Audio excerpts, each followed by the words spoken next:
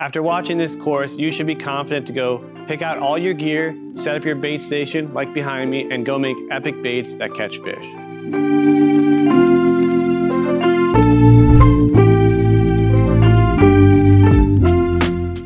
Hey guys, I'm Jason. My wife Amanda and I started Epic Bait Molds to bring you the highest quality molds and the best customer service on the planet. We made this course so you go from beginner to expert at making your own baits.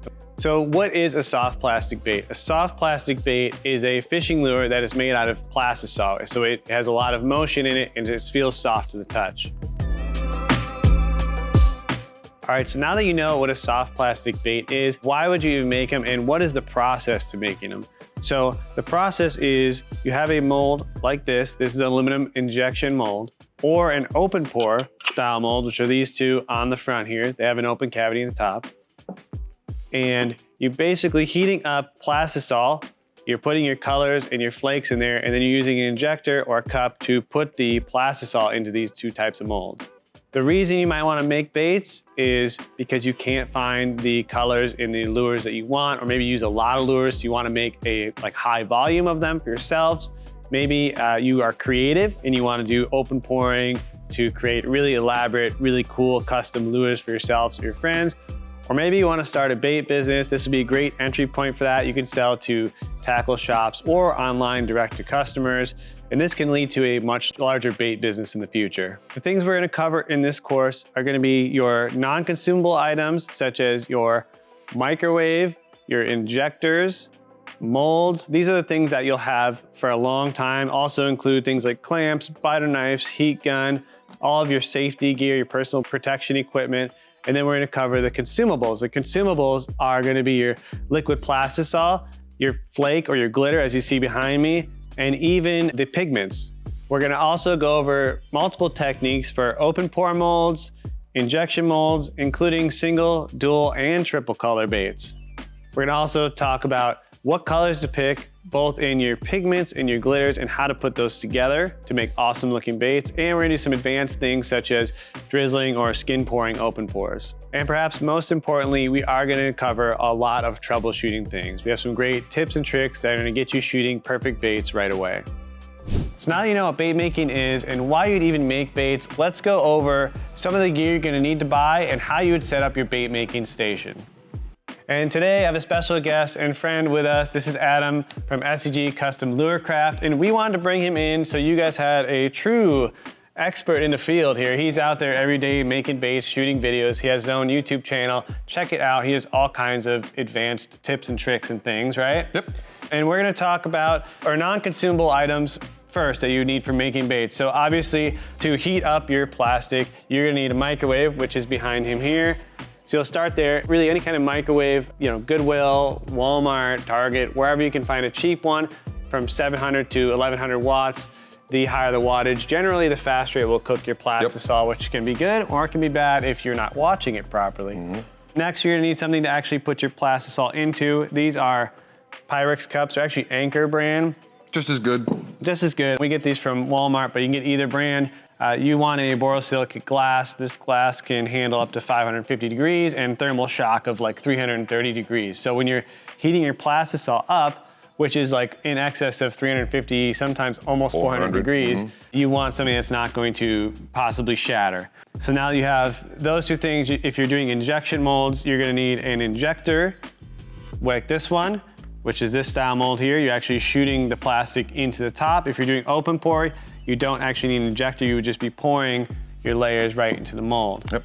For mixing in your pigments and your glitter or flake, you're gonna need a butter knife. You have your standard butter knife, like your Walmart butter knife, or you can have one of these fancier stir sticks, which is pretty cool. Yeah. What do you use? Which kind?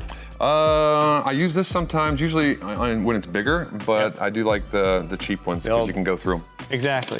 And then if you're doing injection molds, and sometimes for some of the open pores, but ours all have a wing nut on there, so they're self-closing. But on injection molds, you need a pair of clamps to throw on your mold to hold it shut when you are applying the pressure to inject the Plastisol in there, or the mold will literally open and it won't inject at all. Yeah, I like the all metal of these, right? The Jorgensen's, Lowe's, Home Depot. Some guys use the plastic, blue and black plastic ones, and those can maybe not seal it quite as well. So definitely go all metal. And one type of clamp I'm not very, I don't like that much is those spring clamps. Yep.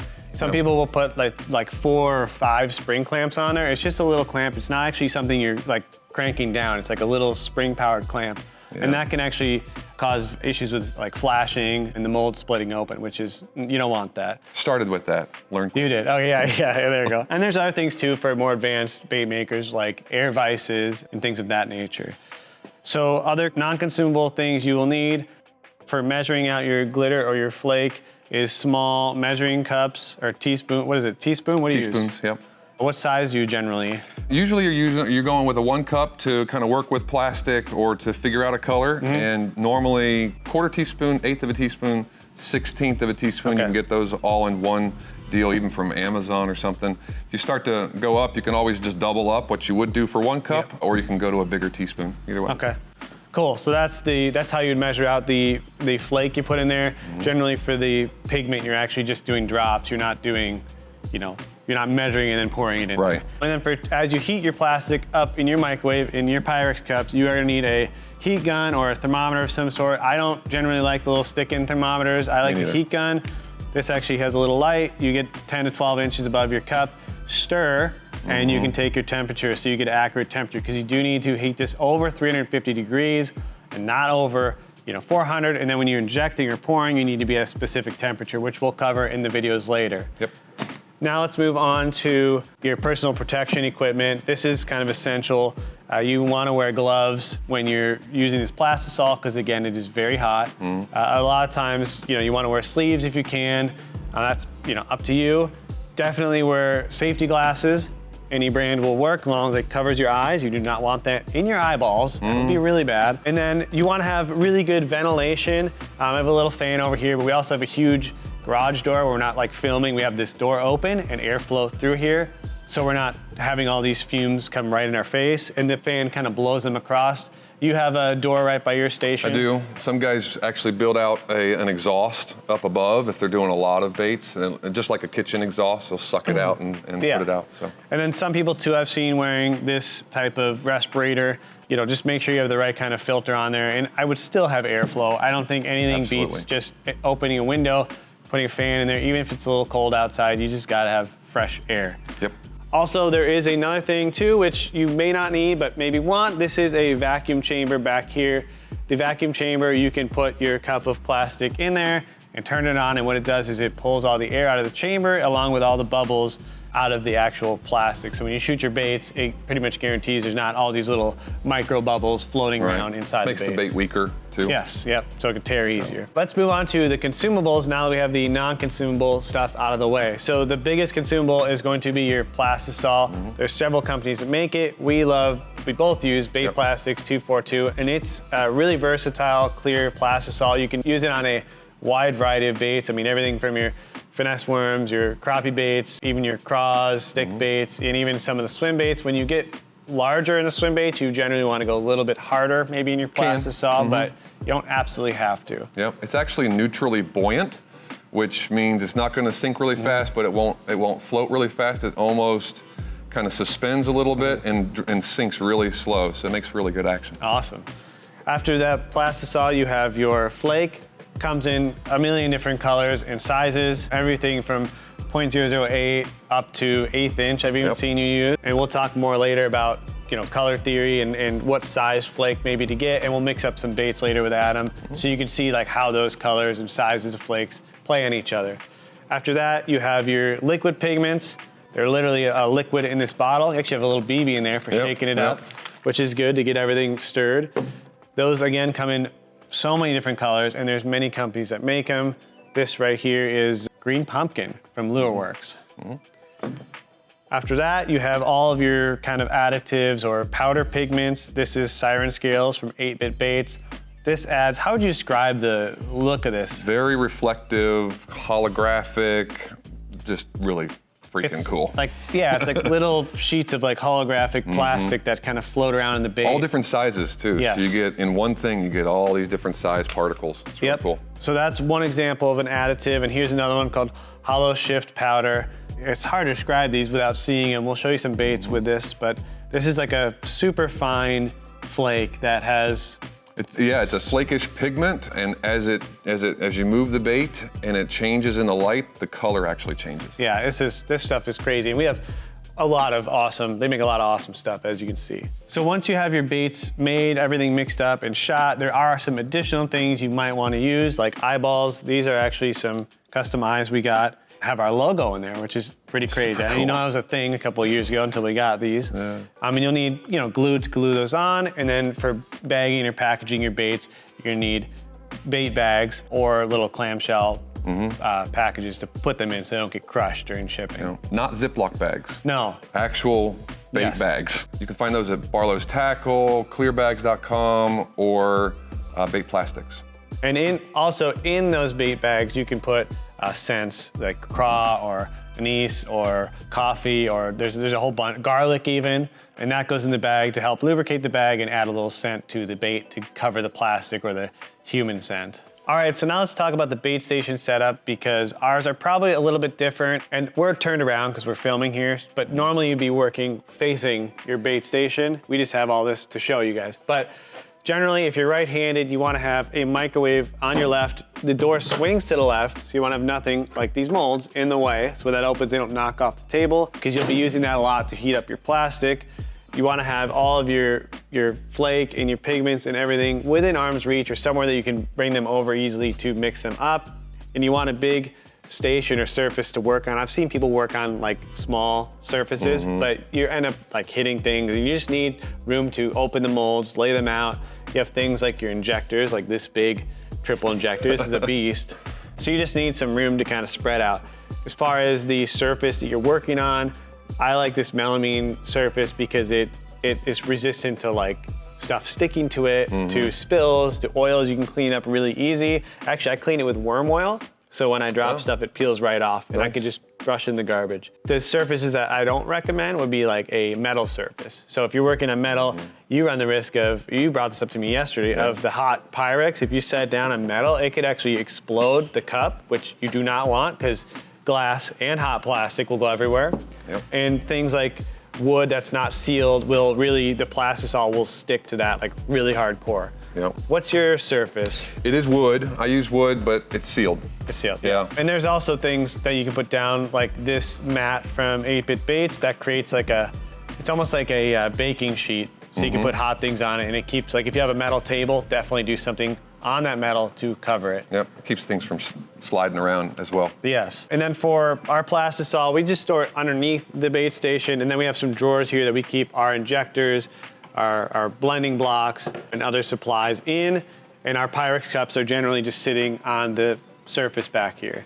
Is there any like major difference that you have in your bait station? I don't think so. All of my stuff, like you said, was within arm's reach. I kind of have it in front of me, underneath of me, and behind me, because I've got a little bit smaller space, but yeah, this is good. Awesome. Another thing too to remember is when you're buying aluminum molds, like you may start out with 2 or 3 molds, or you may have 50, 100, I don't know. Quite a few. Yeah, quite a few. These are heavy. This mold here is probably 4.5 pounds. This one's probably 1 pound. So if you have 20 of those, that is a lot of weight. You don't want to put them on a flimsier shelf. Like this shelf is made for flake and pigment, and that's it. The molds for us, we store them actually in an old toolbox that has a bunch of thin shelves. So we actually lay them in there in size, from the smallest bait, size, all the way down to the largest bait size. That allows us to quickly, 1 inch is in the top drawer, 2 inches in the next drawer, to find the one we need, pull it out, and then we know that's not gonna break or collapse.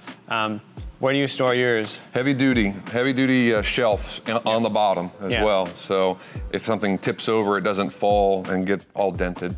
And I actually heard a story about a guy, and you might know him, but he had probably 150 molds on a rolling, like a big rack, and one of the wheels buckled, and we're talking 1,000 pounds, and it tipped, but it hit something else and stopped it from falling. But when he came down, he was like, holy cow, this is about to be really bad. So he had to jump off the phone and fix that up. But just know that they're heavy, and I do see guys will put screws into a wall. Don't just do that into like drywall. Don't hang like lead molds on a drywall thing. You want to put them into like a piece of actual wood, like into a stud or something. One of the biggest decisions when getting into bait making is which molds do you actually buy. Today we're going to cover the differences of an open pore and an injection mold, and which molds might be right for you.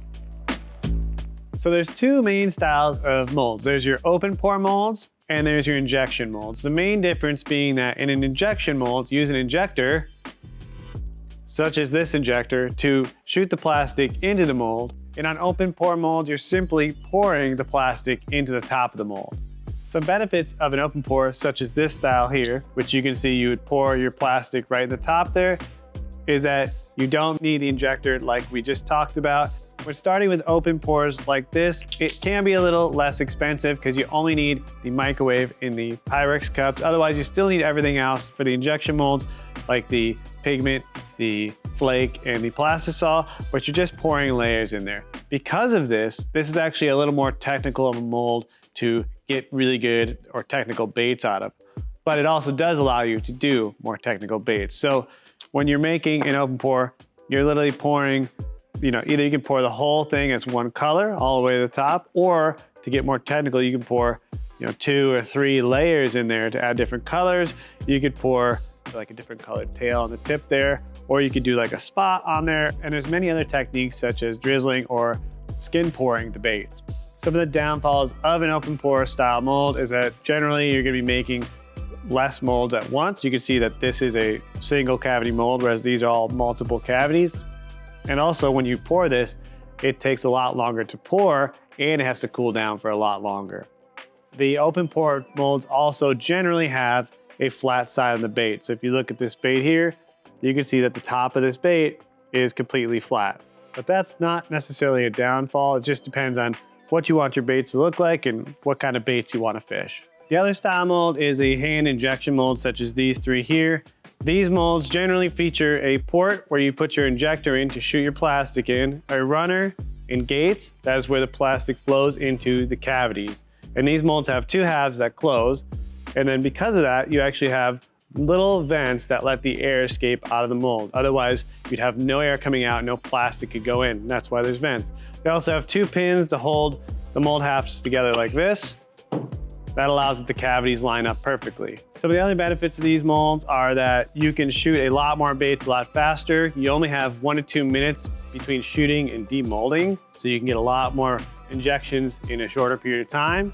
And there's a lot more details and features in these molds, such as small tails or legs, claws, things of that nature. These injection molds, similar to the open pore molds, can feature things like hook slots like this, or tail molds, so you can inject tails, move them into these molds, and then shoot the body onto the tail. These baits are also fully finished. They don't have a flat side like the open pore baits do. However, they are connected by a sprue and a runner. And what I mean is this piece here will still be connected to the bait. So when you're done, you pull them off, you can discard or reuse that sprue and runner, and then your baits are ready to go. To use one of our injection molds, you have to set the mold up on the table, put your clamps onto the mold so that it's clamped tightly shut, like this.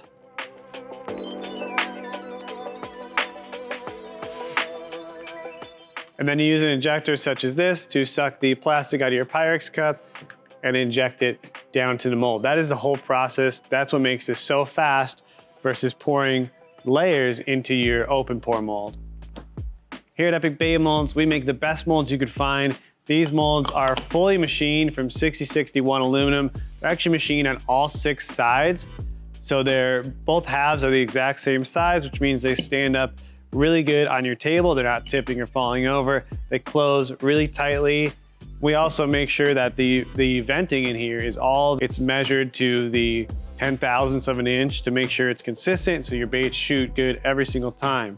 And we have an amazing customer support to go along with it. So if you have any issues, you can always reach out and we'll take care of you. When it comes time to actually picking out your molds, there's so many molds out there, it's hard to choose.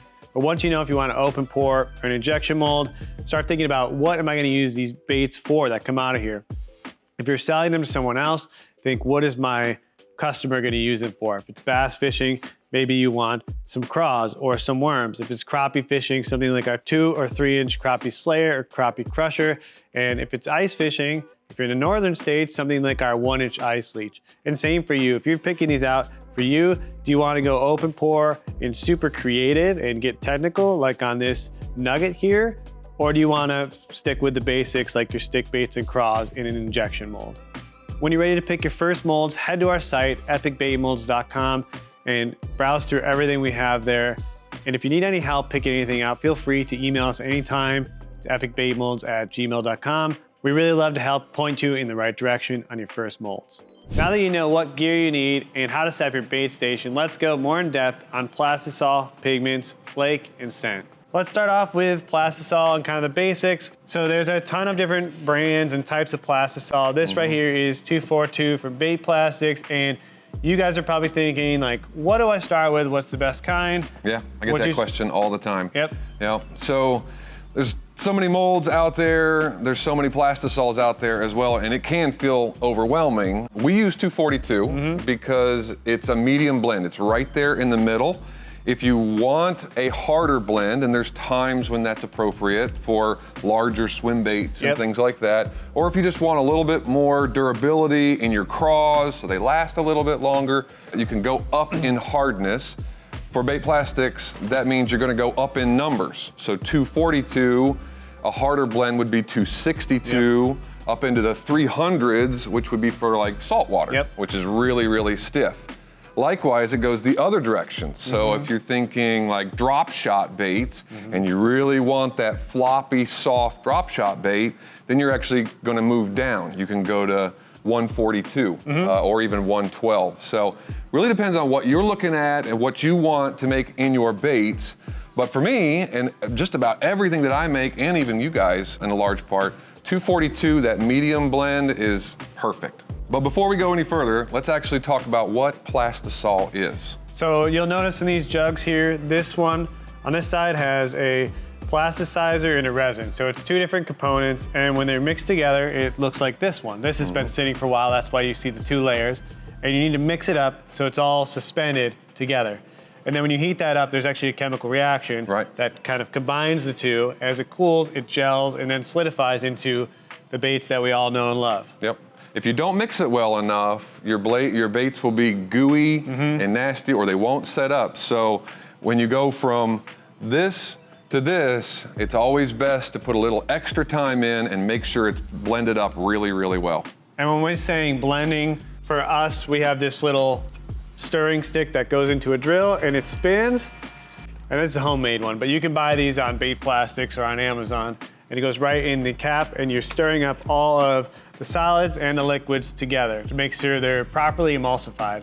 So when you're stirring up the plastic, it is possible to whip air down into there, especially if you're lower, like you don't have a lot in there when you're mixing it. And also, you'll see people do this. I even do that in some of the other videos.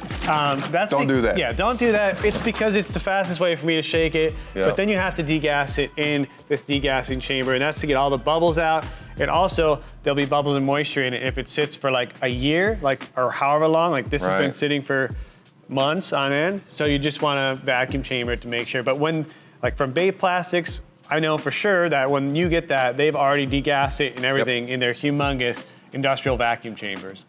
So the next thing after Plastisol is your liquid pigments. These are like the easiest thing to add. You're just doing a couple drops, and usually you want to do those hand in hand with a little bit of flake, which we'll talk about in a minute. But for pigments, I mean, if you look behind us, there's every color of the rainbow. It's kind of overwhelming.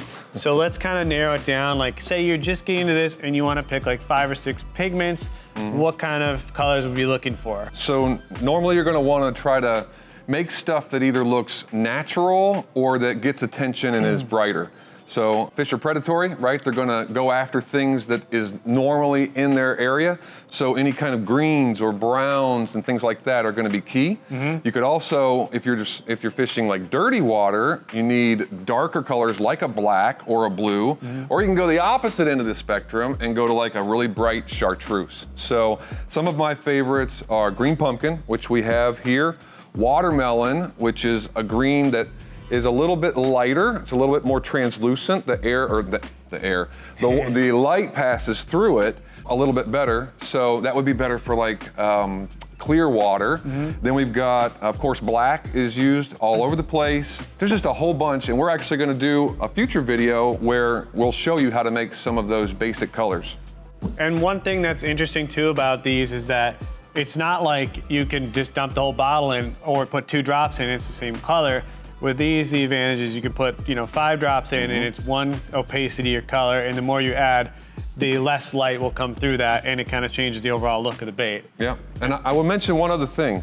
So these, just like the resin will settle with the plasticizer, oftentimes the pigments in these, what makes them the color that they are, will also settle. So you gotta make sure that you shake them up really, really good. You can hear that. I actually put a little 1/4 inch, 1/4 bolt in mine, or steel bear bowling, or ball bearings, or whatever works for you to make sure that that gets shaken up so you get all of the pigment that's in there. So after you have picked out, like, let's say 4 or 5 colors, then there's your flake. And your flake, again, as you see, a million colors, different shapes, different sizes. There's even ones that change color based on how the light's hitting them. So a good starting point would be what? Like your blacks, your silver. Yeah, black is a must. Got to have black. Silver is going to make it look like scales. So especially for swim baits, and you want to get that reflectivity, you want to use silver for a lot of that. But black is a must, and then you can use all kinds of different colors to draw out other colors in their atmosphere, right? Or in their environment. So if there's bait fish with a little bit more blue or a little bit more purple, you can add that. All kinds of stuff to match the hatch. And so there's also a lot of sizes. So we have sizes 0.008, 0.015, 0.032, 0.062, and an 1/8 of an inch, 0.125. There's so many. So what do you think the main two, if someone had to pick 2 sizes, what would that be? So if I was going to only go with a couple, as you're getting started, make it simple, then a good medium flake, which is gonna be either 0.035 or 0.040. Both of those are medium size.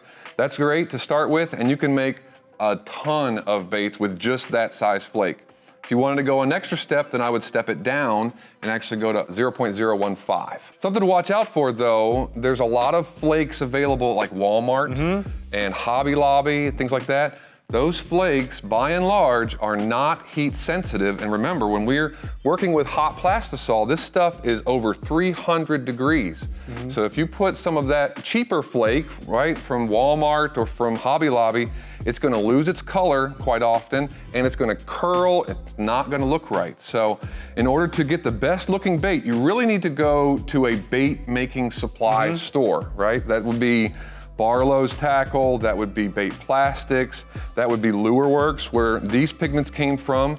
And as a matter of fact, LureWorks offers a combo set with, I believe it's 12 different colors, 1 ounce bottles. This is a 4, it would be 1 ounce bottle, as well as a combo pack of all different flakes in those sizes that we talked about. So you could kind of try those out, mix and match, and see what you like. Yeah, that would be awesome, especially if you're just getting into it and you don't know. And 1 ounce still goes a really long way. It does, lasts a long, long time. Yeah. So now that we've talked about like these liquid pigments and how these kind of, the flakes kind of play into that, what about some of the more advanced things like your highlights, your powders, your pearls, all that stuff? Sure. So while these are liquid, you can actually buy a powdered based pigment. So instead of it being liquid, it's just powder that you would scoop out with the same teaspoons that we had talked about before. If you can use these as a color base themselves. They will stand alone, but there are other options, as you mentioned, things like highlight. So we have a violet highlight here, where if you made, say, a green pumpkin that you want to mimic a bluegill or something like that, and the bluegill in your area have a little bit of purple on them, you can add some purple highlight or violet highlight, and what that does is when the light hits it, you get just a little bit of a shimmer, a little sheen of purple as opposed to purple.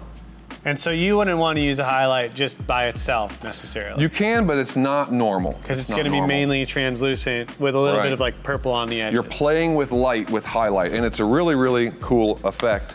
Another great option is 8-bit baits. So we've got a lot of stuff here from 8-bit baits.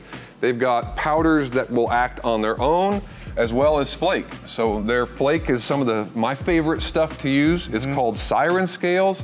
Super reflective, really looks awesome, especially in swim baits. And unlike this kind of flake, this is has a certain shape to it. This is all different shapes and sizes and pieces, so it adds a lot more. Nothing in nature is consistent. Right. So it adds a lot of variation, like a natural fish's scales and reflectivity. Absolutely. A lot of different particle sizes in one container, whereas I would have to add both medium and large to get that depth. That's what we're talking about, adding depth to a bait. And so the last thing is scent. A lot of people add scent to their bags, anise or craw or coffee, garlic. Yeah, the garlic is so strong. Just don't even open that anywhere in your ears like crazy. But, fill your shop. Yeah, fill your shop. But so a lot of times people will take, and when they're putting their bags or baits into bags, they'll put like 5 drops in there and kind of mush it around, put the baits in there. It helps you slide them into place and to cover up like human scent and some of the plastic scent. But that's really on the outside. Maybe some of it absorbs,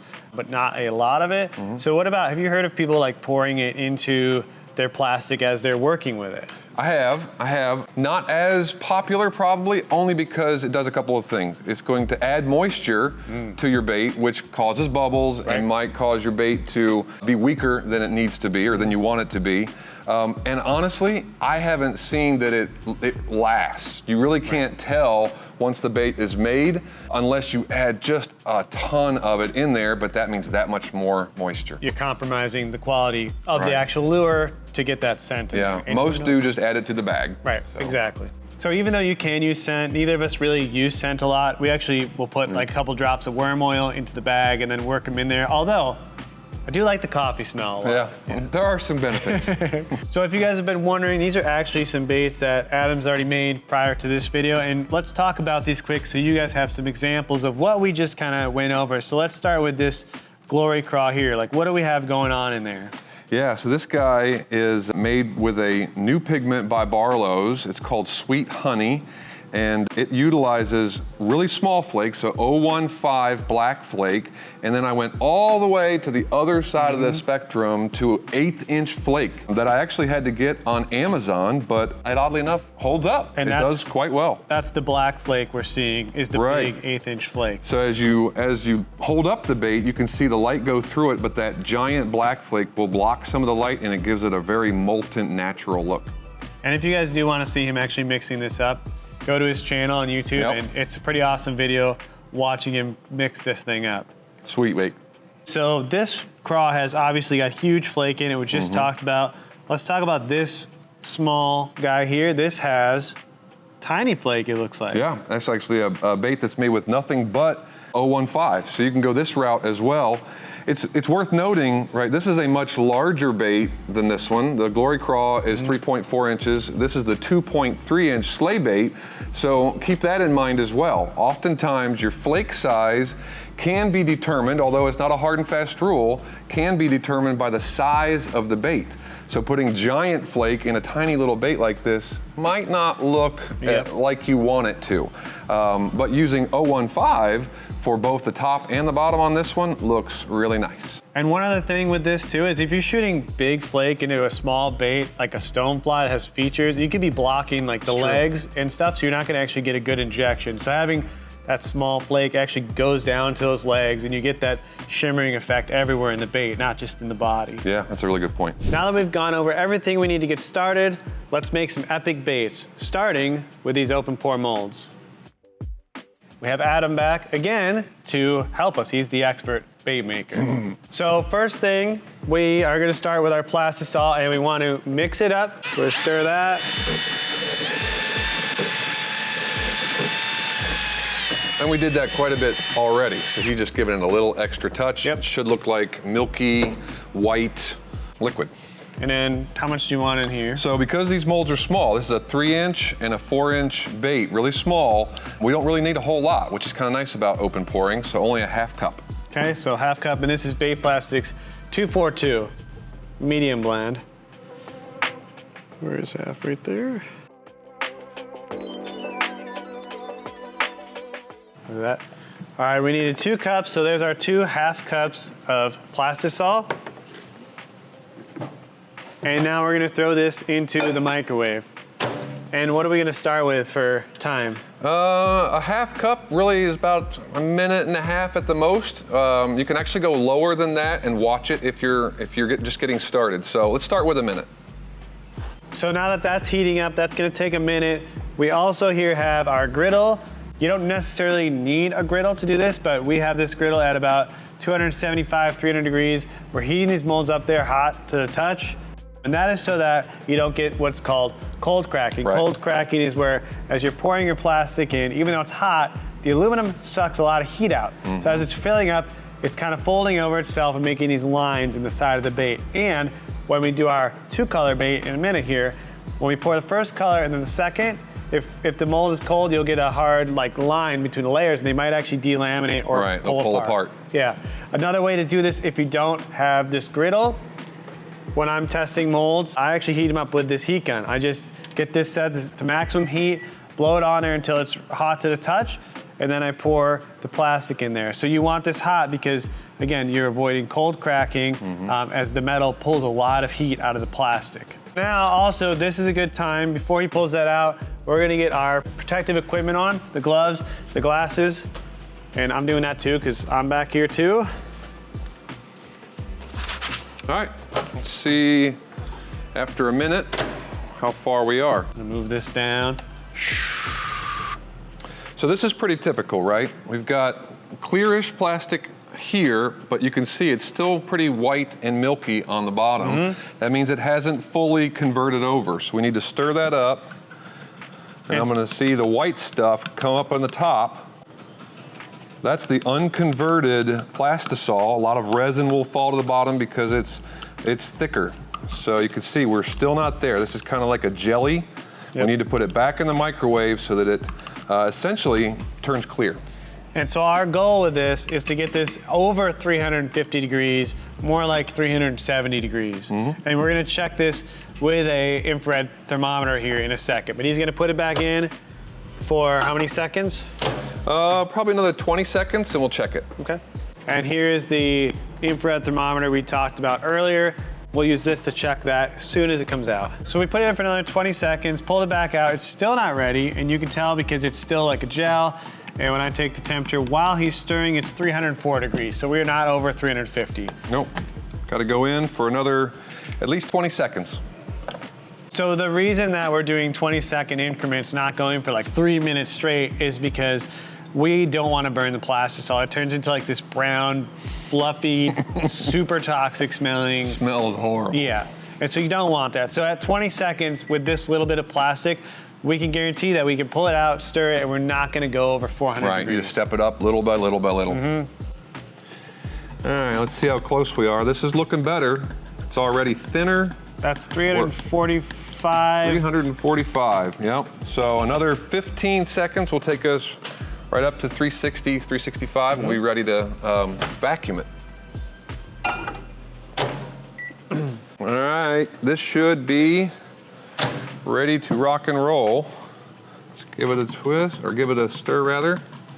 Yep, 374. I saw about 370. So this is perfect, but it does have some bubbles in it that we want to get rid of, which is why we mentioned the vacuum chamber before. So I'm going to put this in the vacuum chamber and pull all those bubbles out so we have nice, clear Plastisol. All right, here we go. Degas. Degassed, and the bubbles have risen to the top. A lot of them have collected together and burst, so they've been taken care of. But it is not uncommon to have a little bit of foam on top or around the edges. So you can take your stirring stick and just kind of grab that foam and pull it right out, just like that. There you go, just grab a little bit of that leftovers. Doesn't have to be perfect, but we're gonna get the most of it out. All right, since we were in the vac chamber, it's probably cooled off quite a bit. So we need to check our temperature one more time. So we're gonna stir it up and blast that right down in the middle. And yep, it's all the way down to about 330. So we've gotta mix this up with our pigments, and every time we put something in the plastic, whether it's flake or pigment, we're gonna stir it up. That's gonna cool it faster and faster. So let's give it just another 12 seconds, 15 seconds so we can work with it. And this is a good time to mention two things. One is that we do have our fan blowing fresh air across us, and then we're in a huge shop, so this is all kind of going out back. And also with your microwave, this time that you're microwaving is gonna vary. If you have a lower wattage microwave, it might be more time, higher wattage would be lower time. Yep. All right, so I think we're ready to make our belly color. And for this instance, or for this color, it's going to be monkey milk from Bait Plastics. So this is a color that will separate and will opaque down at the bottom. So quick little tip for you. When you're shaking this, sometimes stuff can come out the top. So grab a towel, wrap it around, hold on to it like that, and give it a good shake so that you don't put it all over the place. And that's the bolt you can hear. And you can hear the bolt inside, or steel ball bearings, whatever you want to use. And that'll just break it up so we can get all of those, the good stuff on the bottom that makes monkey milk so darn cool.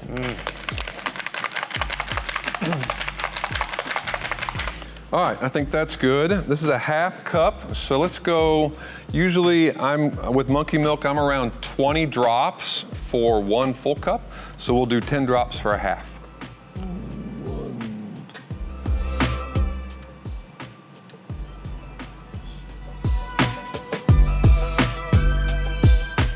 All right, so there's our 10 drops. We'll wipe that off, put our cap back on so we don't make a mess, and give that a stir. Monkey milk is a really awesome color because it's like a pearl white, so it has kind of that soft white look to it, but it has a blue highlight throughout it. So we talked about highlights and pearls before. This is kind of the best of the both worlds. Makes a great single color all by itself, and it makes a wonderful Swimbait belly color. All right, so that looks really good, but I love me some flake. I like you some flake. Oh yeah. So we're gonna put a little bit of flake in this, not too much. So we're gonna go with holographic silver 015. Both of these baits are fairly small, right? 3 to 4 inch, but even the 4 inches is a thinner profile. So we don't want giant flake in this. Gonna go with 015 holographic silver, and we're going to use about a 1/16 of a teaspoon. And so this will give it that flash, that scale kind of Right. texture to the swim baits. Yep. So now that he's got his pigment, liquid pigment, and his flake all mixed up, we're gonna heat it back up because it's starting to gel again because it's probably 280 degrees or something like that. 1/2 cup versus a 1 cup versus 2 cups. It's always gonna cool down faster the smaller dose you have, right? The smaller amount you have. So not uncommon to have to heat these small ones up again. So when he pulls this out, we are gonna pour this bait first, and we're gonna pour this entire 4-inch jackhammer in the white color, the monkey milk we made, and then we're gonna mix up a second color, and we're gonna add it to this one. So first he's gonna pour the white in the belly here, and fill this one, and then we're gonna make smoky shad, which is this top color, pour it on the back, just like this little bait we showed you guys earlier. Yep. So this is just about perfect. It's right around 340. Which makes for a very nice pouring temperature. I usually try to open pour between 340 and 350 just so I have a nice thin stream. You wanna help me move this over? Yep. That over. There we go. All right, so he's gonna pour the 4-inch jackhammer, and you wanna start on the fattest or thickest part of the body. That way you have more room for actually pouring. And since the mold is hot, this is gonna flow naturally all the way back. And on tails like this, the paddle tail is small. You actually want that Plastisol to kind of flow down into the paddle. You don't actually wanna pour like directly on it because it will actually kind of block that off and you won't get a complete tail. So as he's filling this up, you're seeing he's bringing it, so it's a nice little crown over the top of the mold. Yep. And don't worry if you get a little extra on the edges like this, we can just push on that when it's all cooled and that'll come right off. Yeah, because it's an aluminum mold, right? So the edges are gonna be nice and sharp so that if you do get a little overpour, which you're going to because you just started, everybody does. I've been doing this forever and I've got overpour all along there, but it's really simple. You just take your thumb, push it right against that sharp edge and it looks nice and clean. Yep, and we'll show you that in a minute. And this color, it's like moving. You know, all the flake is kind of turning through this Plastisol as it's sitting there. That's so cool. Yeah, silver is cool. Holographic silver gets you all kinds of different colors too. So this is the 3-inch nugget and he's gonna pour this halfway up. Well, there's a hook slot in here so that you can obviously put a hook through it and it'll come up through as you catch the fish, right, as you hook the fish. So I'm gonna take the belly almost to the top of that hook slot. Okay.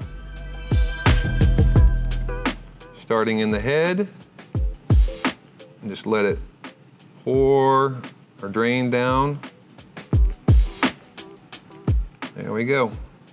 Just to the top of that hook slot. If it comes over just a hair, you're golden.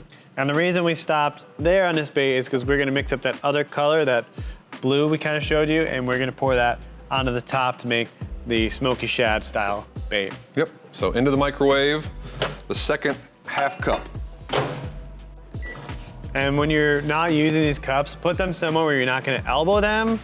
Like we'll put this one back here, and that plastic, once that cools, you can actually reheat that and melt it down and pour again. Yep. So we got the second cup of Plastisol. We're heating it up just like the first cup. We're going, 1 minute, and now we're going in 20-second increments. Right now we're at Not even 300, yeah. just under 300 degrees. We're gonna put it back up, get it to temperature, and then degas it.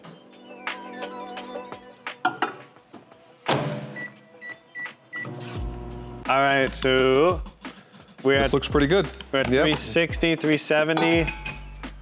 Still have bubbles, which is common, so we're gonna put it in the vac chamber, get those bubbles out. All right, so he's just pulling the foam or the bubbles off the top again to get it out of the way. Just like last time. Again, doesn't have to be perfect, just get the majority of them so that you got nice, clean cup to work with. Thank you, sir. All right, so now we got to make our top color, and smoky shad. It does kind of look blue. You mentioned the blue, but that's really the flake that makes it look blue. It's not the pigment itself. So the top color is a smoke color, which is just a little bit of black.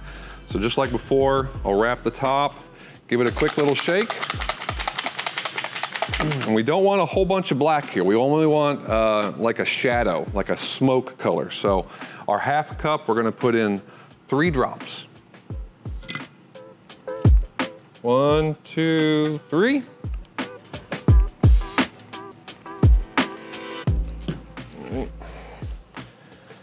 We'll give that a quick stir. It's gonna look a lot darker in the cup, right? Yeah. Looks like it's just pure black. But when you pick it up on the stick, it's almost translucent still. Wow. All right, so to that, now we need to add our flake. And it's, for this recipe, it's 2 parts. It is blue to give us that blue hint, so let's put a little bit of that in. Again, I'd say probably a 1/16 of a tablespoon, or teaspoon rather, for a half cup. Pour that in there, and then we're gonna do the same amount of 015 silver. So that was 015 blue. We want some 015 silver, same amount, just a little bit. Right around a 1/16 of a teaspoon. Awesome. All right, this is when the magic happens. I love to see the flake mixed in. Wow. See that? That beautiful smoky top with that blue and silver looks just like a shad. All righty, sir, will you move that over for me? Sure. Here we go.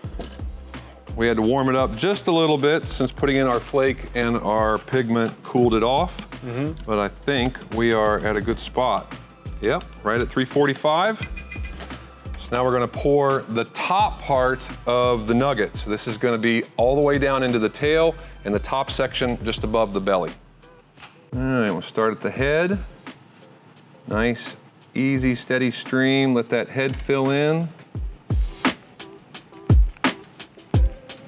And then move back. Don't worry about that over pour right there. It pinches off just like we talked about before. And that is it. So that's our top. We're gonna leave this griddle on. So we want, especially, not so much the first one because it was just one color, but the second one, we've got those 2 colors and we want them to effectively melt together. We want them to bond together.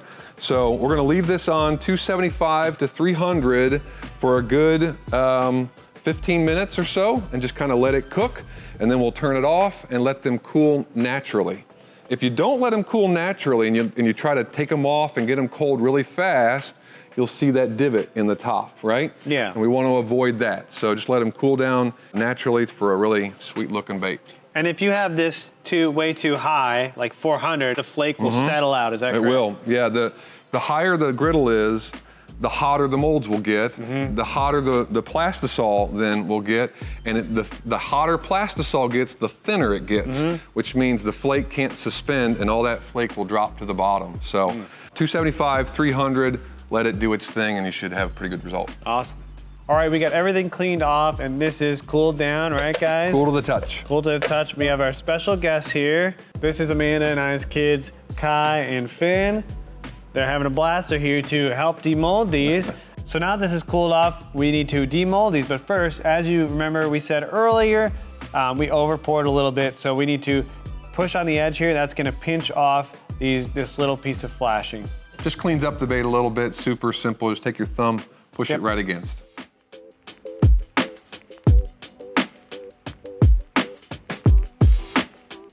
So now that that's off, I'm gonna start by demolding the 4-inch jackhammer here. So this was the one where we poured it all one color in the monkey milk with holographic silver. And we're gonna let the boys see first. What do you think?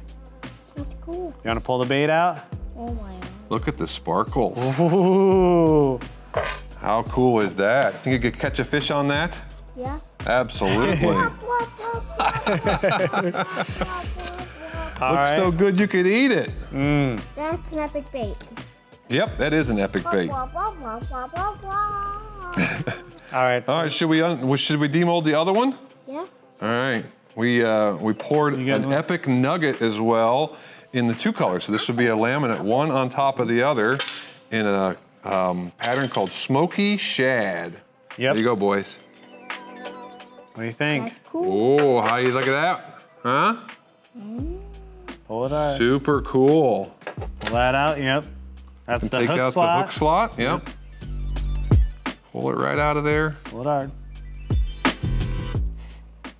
There we go. So here's the 4-inch jackhammer, and you can see it's got that like pearly blue along with the white, and that glitter is like just like shimmering within it, like it's like scales, like micro little scales in there. So as it And well swims, suspended too, all the way through. All that Yes. flake suspended. that looks awesome, man. And so also when you set this down, you're gonna wanna set it on its back like this, leave it for 1 to 2 days so it can cure that way. Make sure it's nice and straight. And here's our nugget. You can see the 2 different colors and nice and secure. Those 2 layers are not coming off. Look at how the monkey milk, as I turn it, you can see that blue against the black, doing some really cool stuff. And this one, you can add eyes if you want to. A lot of swim baits you can add eyes to, but I have fished this one quite a bit and it is a fish catcher. So just like Jason was saying with the jackhammer, this has got a flat top. You want to put it down flat as well. Let it cure for 24 to 48 hours. Yep, awesome. Hopefully you guys learned a lot from this and you feel confident to go get some open pore molds and pour them. If open pore doesn't look like the thing for you, just wait, because coming up is all about injection molds. When it comes to injection molds, the mold is different. If you watched our open pore video, you'll notice this looks very different. This has a single port, but you are injecting your Plastisol down using one of these injectors here. And let's talk about these injectors as long as we're on the topic. This is a single injector, and there are also dual injectors and triple injectors. Today we're gonna focus on single and dual color baits, but we're gonna show you how to do dual color baits 2 different ways. And one of the ways is gonna be dual color baits with a single injector. So you don't have to go and buy the expensive dual injector, you can stick with a single if you're getting started. Right. And there's lots of versions of injectors out there. We like this style particularly because it has a locking nozzle on there. So this goes in and locks into place. It can't just fall off. And the back end is threaded on, so same thing, it can't come off. There's some injectors where both ends are just pressed in. And dealing with hot plastic, like to know that those are in there securely. Super easy to clean too. You just pop the one side off as long as the pin is loose and unscrew it. That whole tube will be open. You could run some brushes down through it. Super easy to clean. Yep, we're gonna start with this mold, which is the tail mold, and we're gonna shoot just the tails. Those tails will come out and go into this mold. And this mold is our full cavity 5-inch stick bait mold. So then we have 2 colored baits using the single injector. So the first thing we gotta do is get our plastic poured in here. Bait plastics 242. So if you've seen any of the other videos in the course, you'll know that that's what we're using exclusively here. So we're gonna fill up about 1.5 cups because we're gonna shoot these colors a couple of times, so we need a little bit of extra. Yep, and if we just were using this bottle, but if you weren't, you wanna stir it up. Don't recommend shaking it hardcore. You can use a stirring stick like this that attaches to a drill or anything you can put in there and really get the Plastisol fully mixed up until it's one color and there's nothing left in the bottom. Right, and even though we're gonna make 2 colors today, we're gonna make baits with 2 colors, we only need to worry about 1 color right now because we're gonna shoot the tail mold first all by itself, and that's going to be chartreuse. But before we get to that, let's warm it up in the microwave.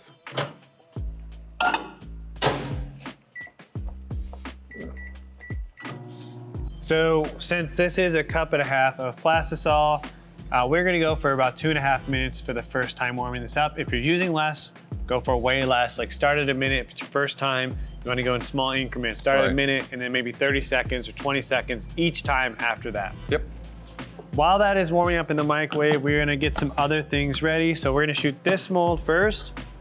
So let's get our clamps on this mold. We love this style clamp. This is a bar clamp. It has a lot of good clamping for us. It can't be pushed open. Some people like spring clamps, which is basically like a little handle with a spring that holds it shut. We're not a big fan of those because they can come open and your plastic can actually come out the bottom of the mold. So we got these on and I did one this way, so they actually balance it out. So they're not on one side, it's like tipping over. Right.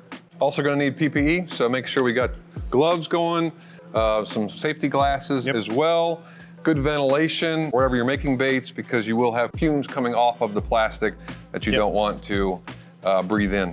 All right, so our first run is done, 2.5 minutes. Yeah, if you can move that over. Awesome. Looks like it is getting there, but isn't quite there yet. So it needs to go in. Let's put it in for another 30 seconds. And so when you're microwaving this, your goal is to get the Plastisol over 350 degrees, more up to like 370, 380. You do not want to exceed 400.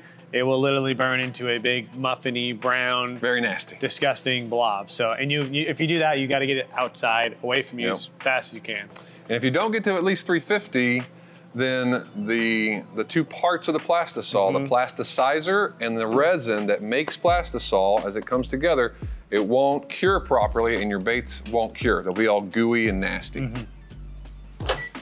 All right, oh, it's coming right along. It's a little bit thicker now. It's not so like a thin white liquid anymore, starting to thicken up, but we're not quite there. So let's just see what the temp is. You wanna see what the temp is? All right. Less than 300, so 295. So let's go another 30 seconds. Awesome. All right, let's see if we are ready to go. And that was another 30 seconds? That was another 30 seconds. I can tell just by stirring it that it's almost there. It's kind of like a thick jelly. Yep, we're at 320 now. Gonna need at least another 30 seconds.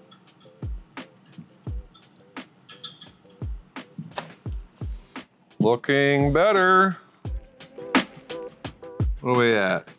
356, but it's dropping below 350. So we're actually gonna put it back in the microwave because we have to be at least 350 consistently. We really wanna be like at that 370, 375 mark. I think this is gonna do it. Where are we at, Jason? Looks like we are at 366. Perfect. All right. That is definitely hot enough. Now we need to put it in the vac chamber because we've got a little bit of bubbles here. We could shoot it with that, but it's always good to get rid of those bubbles if we can. So let's put it in the vac chamber. And go ahead and turn that on so we can suck out all that moisture, all those bubbles. All right, so the vacuum is done. As those bubbles rise, right, a lot of them will break, but they'll also collect along the edge of the cup. So I like to come in and just grab all of those edge bubbles and take them out. Gives you a nice clean cup to work with. Awesome. All right, so this is gonna be our tails only, which as I mentioned before, is gonna be chartreuse. So we've got some premium chartreuse EX from Bait Plastics. A lot of chartreuse out there that you can use. LureWorks has a great one as well. A lot of good chartreuses out there, but this is one of my favorites. 1.5 cups of Plastisol, so we're gonna go like 20 drops.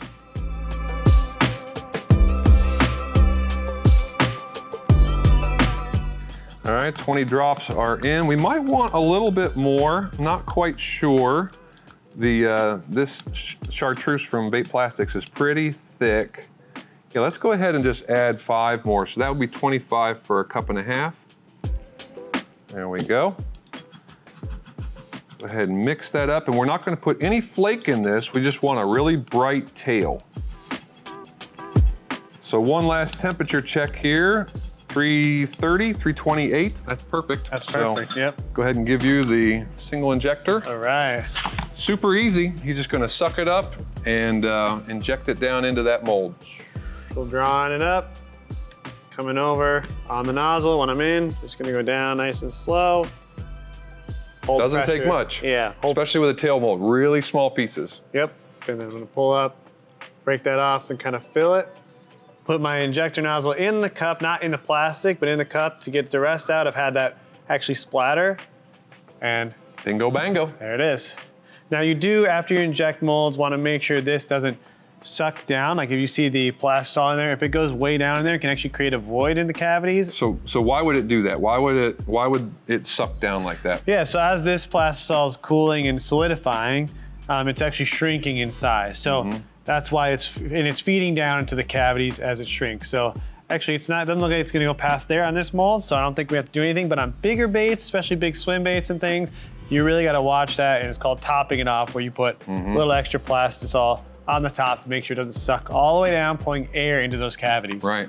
You may hear the phrase that draws, right? Yes. So it's gonna draw in and fill out those baits. So we gotta make sure that there's enough plastic behind it to let all those baits fill out. Now, we're just waiting about a minute or so. If we tip the mold, we can see that it's hard. It's pretty hard. It still is really hot, so don't stick your finger in there. But I think we are ready to pull these clamps off. Yeah, that's the nice thing about injection as opposed to open pores. Injection molds, they cool the plastic so fast that you can pop it open really quick, just within a minute or two, whereas open pores are gonna take a good 15, 30 minutes sometimes to cool down and see what the results are. So on our molds here, you'll see this little slot here. That's for one of these knives to go in. You can put it in there and just crack that open. That allows you to easily open it. And there is our finished tails. Those look so bright. Wow. That's what we were going for. That is awesome. So now that that's cooled, I'm gonna pull my gloves off and pull these baits out of here. So just peel them out like that. And that is the finished baits. Now, most molds you're injecting, that is it. But since these are going to be our tips of our tails for our other mold, we're actually gonna pull these off and put them in this other mold. But before I pull them off, I'm actually gonna put a little bit of worm oil on them, because I could worm oil all of them at once, and that allows them to slip into the other mold super easy. While he's doing that, you can see we've got leftover plastic on the top. There's also, I'm just gonna grab that. You don't have to throw this away. All of this is reusable. So we pull that out after it's cooled, right? And put it right back into our cup, because we're gonna remelt that back down and continue to use this cup throughout the video. Remember the locking pin that we talked about. So we wanna turn that locking pin, pop the top off, just like that, and then use the plunger. We're gonna plunge out that little bit. That'll be a good blooper. Dropped it off the edge, but it gives you a little, what's called a puck, right? It's a little bit of solidified plastic that was right above the injector that was pushing it all out. So you're never gonna be able to get everything out, but you definitely wanna open it up, because we'll remelt this as well. And when you're pulling the baits off of this sprue or runner here, you can see I'm literally just pulling these and they're popping right off at the pinch point, which is by design. So we're just pulling these off and putting them in a little pile here. So we got our second cup or second cup and a half ready to go as well. Went through the same process as before. I'm gonna make our second color, which is gonna be the body of our stick baits, while Jason puts those tails into the mold. And I took my gloves off to do this because it's way easier. And again, I'm not dealing with the hot plastic. It's right there, but I'm just making sure to stay away from it. So here's what we're doing. In this mold, we're just lining them up with the tip of the tail. Yep, super, super simple. And the shape of those have a little bit of bulge on it, right? So when the new plastic meets it, that new plastic's gonna be nice and hot, and it's gonna be able to bond really well to the tail so the tail doesn't pop off. And when you're done, this tail mold made a bunch extra, so we'll just save those for next time, and we got the ones we need in the mold. There you go. So what goes better with chartreuse than the classic green pumpkin? So this is LureWorks 109 green pumpkin. Got that green pumpkin stick bait with a chartreuse tip. Seems to be a favorite for many people. So 1.5 cups. I think we're gonna go about 25 drops on this. And while he's doing the 25 drops in there, I've basically just got those tails in, shut the mold, then stood it up so they didn't fall out of place.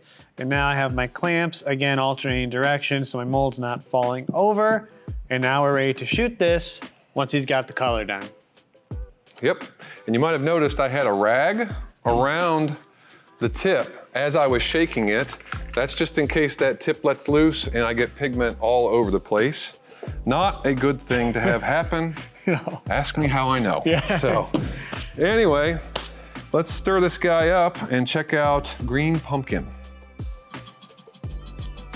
Just a classic, natural color. Nice and green, but has those browns in it. You can see as I pull it up on the stick, you still have some of that translucency. Gonna be a fish catcher. So that looks really good, but we need to add some flake, and we're not gonna go crazy with this. We just want a classic green pumpkin with black flake stick bait. So I've got black 035. You could also use black 040. That's medium size flake. And I usually go, for this recipe, I usually go 1/4 teaspoon per cup. So since we have a 1.5 cups, we'll do 1/4 teaspoon and a half, or 1/4 and an 1/8. So there's 1/4, and half more is an 1/8. Give it a little stir here, watch the magic happen. Also, as you're stirring, make sure to scrape the sides like he is right now to get all that flake, baby. Yep, get it all down in there. Okay. And that's starting to gel up a little bit, so we'll have to heat it up just a little bit more before we inject. Which is pretty common, right? You put cold pigment in a hot Plastisol, you put flake in it, you're stirring it up, adding more air. So we need to warm it up before our shot. That was 30 seconds or so let's test the temp here. Oh, perfect, 343. You can actually go a little bit warmer on these because we do want to ensure a good bond between the tail and the body. So 340 sounds great for this injection. Have at it, sir. Here we go. Gonna draw it up. Make sure you don't suck a bunch of air in. Come over, put that on the injection port, and follow that down nice and slow. And when it hit the bottom, I'm gonna hold pressure there. Yeah, a little pressure there because, again, we want to push that hot plastic against the tail molds and make sure we get a nice, good bond. Okay, so after I hold pressure for a few seconds, I'm gonna come up, put a little extra on the top. So remember on this tail mold when I was saying this was gonna draw down in, but it did not. This mold is, and you can see right now, starting to dimple down in there. And we have about 1 inch or 3/4 of an inch to our first cavity, but we don't wanna risk it, so I'm gonna just put a little bit. Just a little top off. Ooh, that was a little much, but just a little bit on the top to make it so it doesn't suck air down to the cavity. No harm done. Yeah. All right, so it's been about 2 minutes since we shot this. I'm gonna take the clamps off. I'm gonna grab one of these butter knives from you. There you are, Thank you, sir. I'm gonna go into this slot, just crack that open, and we're gonna see. Ooh, voila! look at that. Man, those look fantastic. That looks so good. Fish catching. So those turned out absolutely fantastic. If you only have the finances to get a single injector as you get started, this shows you how you can make a 2-color bait with 1 injector. Super, super awesome and super fish catching. Okay, so when you take your baits out of your mold, you can pull these guys right off, just like we did with the tail molds. You can pull these right off the runner there, like that. They should come off super easy. And then these you're gonna wanna lay out on a surface so they can cure for 24 hours or so. Yep. Or you can leave them on the runner. Some guys have pegboards, so you can leave them on the runner and you can actually hang them up so they hang nice and straight, and they'll cure that way. But yeah, they need at least, what'd you say, 24? Yeah, 24. Sometimes even 48. The longer you can leave them to cure, the better it's gonna be, but you don't usually need any more than 2 days. And you wanna lay them straight, because if you lay them like in an S shape, they'll be an S shape the next, That's like, how they're gonna cure. Yeah. Yeah. All right, so now that we've done these 2 molds, which was a single injector making dual color baits, we're gonna put these aside and grab our other molds and our other injector. And now we're gonna use this dual injector with this mixing block. And let me show you what this does quick. So when you shoot 2 colors into here, this block takes them both, lays them side by side, which allows you to put them down into 1 cavity to make 2 colored baits. And you need to have this orientated correctly to the mold. All of our molds are labeled top, bottom, or back belly, so you know which way to orientate this to get the 2 colors to laminate correctly. We're actually going to use both of these colors again. So the same 2 that you just saw, we're now gonna use with a dual injector. So instead of a tip and a body, it's gonna be the bottom in chartreuse and the top in green pumpkin. Warmed both colors back up, took the green pumpkin a little high, actually got it up to 434 degrees on accident, and Bait Plastics held up like a champ. Yeah, so don't do that, I don't recommend it, but pretty awesome that it survived. Jason, what molds are we gonna shoot? All right, so for this, we're gonna shoot the 3.4-inch Glory Craw 3 cavity, which is an awesome craw bait. And the other mold we're gonna shoot is a much smaller bait. This is the 2-inch Crappie Slayer. All right, so you want to clamp those 2 together. As you see, or as you saw rather, I was adding 5 drops of green pumpkin to our green pumpkin side. Want just a little bit more saturation because now we're going to bring those 2 colors together, top and bottom, so we really want them to stand out. Also have the chartreuse. I'm going to add 5 more drops of that as well, but we're also going to add a little bit of extra to chartreuse. So let me stir that one up. By saturation, by the way, that might be a new term. All I'm saying is I want the color to be a little thicker so that light won't pass through it quite as easily. You just want it to be a little bit more opaque. So that's good. For this one, we want to dirty up that chartreuse just a little bit, give it kind of a natural vibe or a more natural vibe. So I have 015 black. I'm going to pull that out and put just a little bit less than 1/4 teaspoon in our chartreuse side. Another word or another name for that is chartreuse pepper. Just kind of dirties it up, darkens it up a little bit because both of these molds are going to look really nice in kind of a more natural look. So, all right, let's check our temperatures. And why are we doing that? So when you're shooting 2 colors together into 1 mold, you want them to be around the same temperature or more importantly, the same viscosity. So the hotter the Plastisol is, the more like water-like that it becomes. Right. And the cooler, the more thicker. So if we have one that's too thick and one that's too thin, they're basically kind of roll and overpower each other and do some weird things in the mold. So we want them to both be around the same viscosity. So as we shoot, they follow each other straight down the mold cavities in the runner, all the way to the bottom and fill everything perfectly side to side. Right. It's true that the thinner it is, the faster it will go. Yes. Right? So as the 2 colors come down, the thinner one, right, if the viscosity, the thickness isn't the same, that thinner one's gonna beat the other one. It's gonna get to the bottom of the mold first, which means that those bottom baits are gonna have a lot more of that one color than the other. So also I've got these molds clamped together just like before. We're doing 2 molds together like this, clamps on each side. And it's important on these baits that this mold, and this is one thing we love to do, is we love to label the mold. So this one says bottom and this mold says back. So if you saw bottom, bottom, you know that they're not aligned the same way, but these 2 molds are aligned the same way. So our back color will be on this side which is how this is set up currently. Yep, super, super helpful. Can't tell you how many times I've clamped stuff together when it wasn't that way. Like before I was using Epic Bait molds, which is all I use now. But before then, I'd clamp it all together and I'd forget, have to pull it all apart. So. Yep, or you shoot it and then you open it and you're like, well, it's backwards. Yeah, or you shoot the bait backwards. So while he's getting those temperatures matched, first thing we're gonna do to inject is get our blending block on here. This is the block that takes the two channels or two colors and puts them together into one pour. You can see the little hole in the bottom here. And then get our dual injector ready. If this has a lot of friction, you can take the ends off, put a couple drops of worm oil in there and cycle it to get the cylinder walls lubed up. There's little O-rings that can get dry inside of here. If you guys are wondering what I'm doing, why I keep stirring this one, this green pumpkin was the one that went over 400 and it's taking a long time to come down in temperature. As you stir your Plastisol, it cools it down. So that's what I'm trying to do, get it down.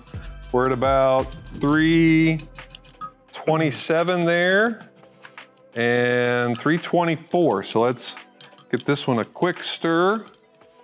I personally, everybody kind of shoots at their own different temperatures. I try to shoot right around that 325 when I'm doing a dual, because the cooler the colors, the cleaner the line, the cleaner the laminate line between the two colors. If you want more blending, then you can have up the temperatures and those two colors will blend a little bit more. All right, I think we're good to go. Cool. These are right around 320, 325. Okay. So I'm gonna move these together. Let's start by sucking this up. You want your injector nozzles to stay down in the plastic. Draw that up. Transfer quickly over to our block. Once you're in the block, I'm gonna purge some here so we can make sure it's clear. Go to our mold and inject. And once you feel it stop, hold pressure for a second. Then pull up, top it off, go to the next one and inject. And this one's taking a lot more Plastisol. Makes sense, bigger bait. Yep, way bigger bait. And let's top that off, pull our block off, and then remember to have this below the cup line, not in the plastic, and shoot the rest in there. And we can set this down. Now, again, you wanna watch these after you do this. You top it off, you can take either color, and we're just gonna put a little bit on there. You can see that one dimpling down. Starting to draw down like we had talked about before. Yep, and I'm gonna do this one quick. Boom. Here we go. So like 2 minutes, 2.5, 3 minutes maybe, and we'll be able to pop these open and see our results. Awesome. All right, this is cooled off. I'm gonna move our plastic out of the way. Jason, you wanna take our clamps off? Oh, I'd love to do the honors. See the bait. All right, so pull the butter knife over, get these babies off. I'm pretty excited right now. Which one should we do first? Let's do the Slayers first. Slayers, all right. I get to do it? I'll let you crack that one, I'll do this one. All right, this is the 2-inch crappie Slayer, one of the best for crappie fishing. Oh yeah. Oh, gorgeous. So there's our green pumpkin top, and there's our chartreuse belly. Which the chartreuse has a lot darker color because of the flake and because it's against that green. So good. Look at that. Oh my gosh. Love the black flake in the chartreuse. Like you said, it makes it a little bit darker. It also kind of naturalizes it. It just makes it a little dirty. And with this green pumpkin top, man, bluegill imitation. You know how bluegills have a little bit of that chartreuse in them? The green pumpkin on top, the black flake to break it up. Absolutely fantastic. I love it. All right, man, glory crawl. Let's do it. This is a special mold for us. It's an awesome craw, but we designed it with him for his 10,000 subscribers on YouTube. If you're not subscribed to his channel, go check it out, SDG Custom LureCraft on YouTube. We have a lot of fun. And we shoot this one all the time because it's fantastic. Ooh. Oh, there we go. There's that chartreuse, that dirty chartreuse. And then if I peel this out, flip it over. There it is. Ooh. Now, some of you, if you've bought some baits from Bass Pro or anywhere that sells store-bought baits, you know, Walmart, things like that, you may know this, a pattern like this or a color like this similar. It's called Summer Craw. So this is just another version of it. We've kind of naturalized it a little bit, toned down the chartreuse, but man, it looks awesome. All right, so just like the other baits, we want to pull these off and set them on a flat surface. Remember, how you set them is how they will cure. You want to leave them there for 1 to 2 days. Yeah, you could do that the same with these as well. Oftentimes, again, they're going to be hung up because they're so small, but you could totally pop them all off and put them down. They have a flat top, so you can put them down on a surface and they'll cure just like that. Hopefully that gave you a lot of insight on how to do this. You know, if it's your first time, you've never done it before, hopefully this was a good walkthrough for you. And stay tuned, because coming up, we're gonna have troubleshooting videos and some more advanced topics for open pores and injection. Today we're gonna talk all about making colors for your baits, starting with 6 classics and moving on to a few more advanced pigments and flakes. By the end of this video, you're gonna have exact recipes to make epic baits that catch fish. Let's get rolling. What do you think? Watermelon? Sounds good. Watermelon red is first. All right, guys, so we're gonna start by shooting this 4.3-inch sleigh bait, swim bait, with this color. And to show you kind of how adding more drops of pigment work, we're gonna take our color test mold here. We're gonna add 5, 10, 15, and 20 drops of pigment. And with every pigment, it's different. Some are, you know, thinner or thicker, so less drops goes a lot further. Right, right. All right, so let's get the Plastisol out. That's already preheated. We degassed it, mixed the bottle up, and we're using Bait Plastics 242. Yep. All of our recipes today, as you're following along, are going to use 1 cup of bait plastics. So drop counts and the flake are all against 1 cup. All right, so I've got my pigment here. Watermelon is a classic. It is on the more translucent side, so you can afford to use a little bit more of it and not totally black out your bait, make it look like more like a crayon, right? So that the light can pass through it. But the first thing I want to do is wrap it up with a towel, wrap that top, and give it a shake so that I know that all the pigment gets mixed up and we don't have any separation inside the bottle. Putting a towel over the top of it, make sure that none of it comes spraying out if the top is a little bit loose. And he has a bolt, or you can put a nut or a wash or anything in there to shake it around. Yeah, that's the sound, just to help it mix up. So we're gonna go with 5. Yep. Just to take a look at what super translucent watermelon would look like. All right, here's our 5 drops. Yeah, you can see in that cup how translucent that is. It's barely on the stir stick. So the way that I use this test mold in my shop, I actually drizzle it out, not by pouring it from the cup. I actually just take some off the knife and drizzle it right in there. It's a small cavity, so that's very not, small. Yeah, that's not hard to do, it looks like. I love this test mold too, by Epic, because it goes from thick to thin. So you can see in a bait, the thicker the bait, the more opaque it's gonna be regardless of the pigment. And as it thins out, the light's gonna be able to pass through that section easier, so it's gonna look a little bit more translucent. This gives you that whole range. And also with this mold, which we're gonna show you a little later in the video, so stay tuned for that, is how you can take 2 colors out of here and put them together, and you can see the thin and the thick part for doing laminate baits. So we're gonna keep going. We're gonna add 5 more drops, fill in the next channel, 5 more drops, fill in the next channel, 5 more drops, which will be 20 total. That's gonna be the last channel. Then we'll be able to compare those. After that, we'll add our flake and actually finish building this color. Yep. Sound good?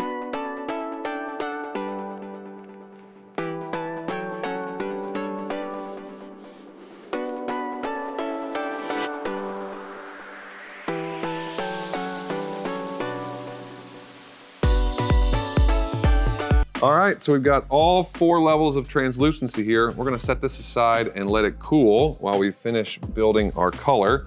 The last one we ended up with was 20 drops, right? So to make a classic watermelon red, you need 2 things besides the watermelon. You need a little bit of black, so we're gonna use 035 medium-sized black, 1/4 teaspoon for this cup. And you could also use 04, Yep, right? 04, 035, just depends on the manufacturer, who made it. Both are medium, or considered medium. So that's the first thing. And if you wanted to, you could go with just that, and what you have is called watermelon seed. So it's just watermelon with black flake. I like a little bit of red. Watermelon red looks just so darn good. So we're gonna go back to our teaspoon, use 1/8 of a teaspoon, so half of what we just used, in 015 red. So a smaller size flake. Smaller size gives depth and a little bit of, when I think about like the smaller size or the added colors, it gives a little nuance, right? It's like a highlight kind of nuancey color.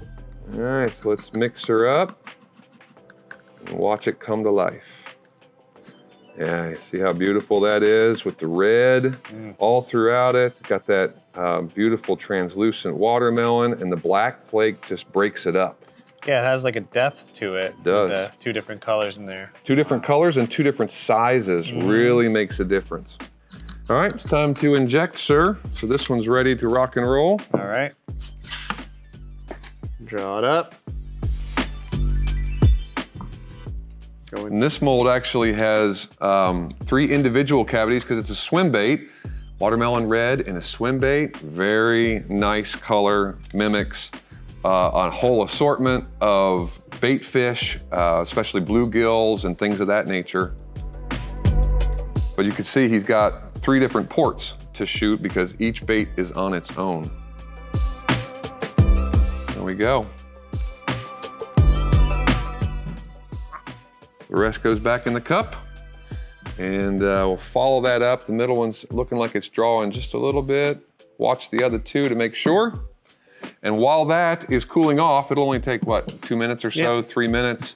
I think our test mold is cooled off, and we'll take a look at the different opacities of watermelon. All right, so you can see here, this is just our liquid pigment with no flake. This is our 5 drops, our 10, 15, and 20 drops. And you can see as the color changes as you go through, this is much more, you can see that reflection through there much more than this one, and so on and so forth. And this one's actually a little underfilled, but... Underfilled for some reason, but you can kind of get the point, right? It's translucent all the way up to the thickest part, and then this darker part starts a little bit lower because there's more drops, and that darker part goes even lower, and the darker part goes even lower because it's more and more opaque as it goes. Yeah, so let's pull these out and see what they look like. Wow. Super translucent. Yeah, so you can see how translucent this one is as opposed to that one. Even though I didn't fill it up all the way, it's still far more opaque. But then as it gets into the thinner parts of the bait, at each different level, it gets lighter and lighter. Yeah, this is something that's important to think about when you're mixing colors, especially when you get more technical, because you got to think about what bait am I shooting this in and how is this going to affect, let's say, the claws on a craw or the tail of a swimbait, so on and so forth. Absolutely. All right, so now it's been a few minutes. We're going to take the clamps off of the 4.3 prey bait mold here and see our creation. Yes. Oh, coming off on both sides, but there it is. Awesome looking baits. Absolutely gorgeous. And you can see where we were talking, the body is less see-through than the tail, so it kind of gets that lighter green as you go down to the tail. Yep. And if you know you're going to be fishing in super clear water, then just back off the drop count, right? Go to a 15 or maybe even a 10, but and the thickness of the bait, right? So just like our test mold, the thickest part was always the darkest. If you've got a bait that's thick all the way around, then you know that you don't need 20 drops or maybe not even 15. You could back it all the way down to 10. But to me, that's part of the fun of figuring all this out, because you can dial in the exact bait you want for the exact conditions that you're gonna fish. Yep. All right, our second cup is all ready to go for our second color, going to be June bug. So if you fish in dirtier water especially, this one can be really effective because that purple can get pretty opaque if you want it to be. What mold are we gonna use today? So today we're gonna be shooting the Epic Bait Molds 3.5-inch drop shot Leech.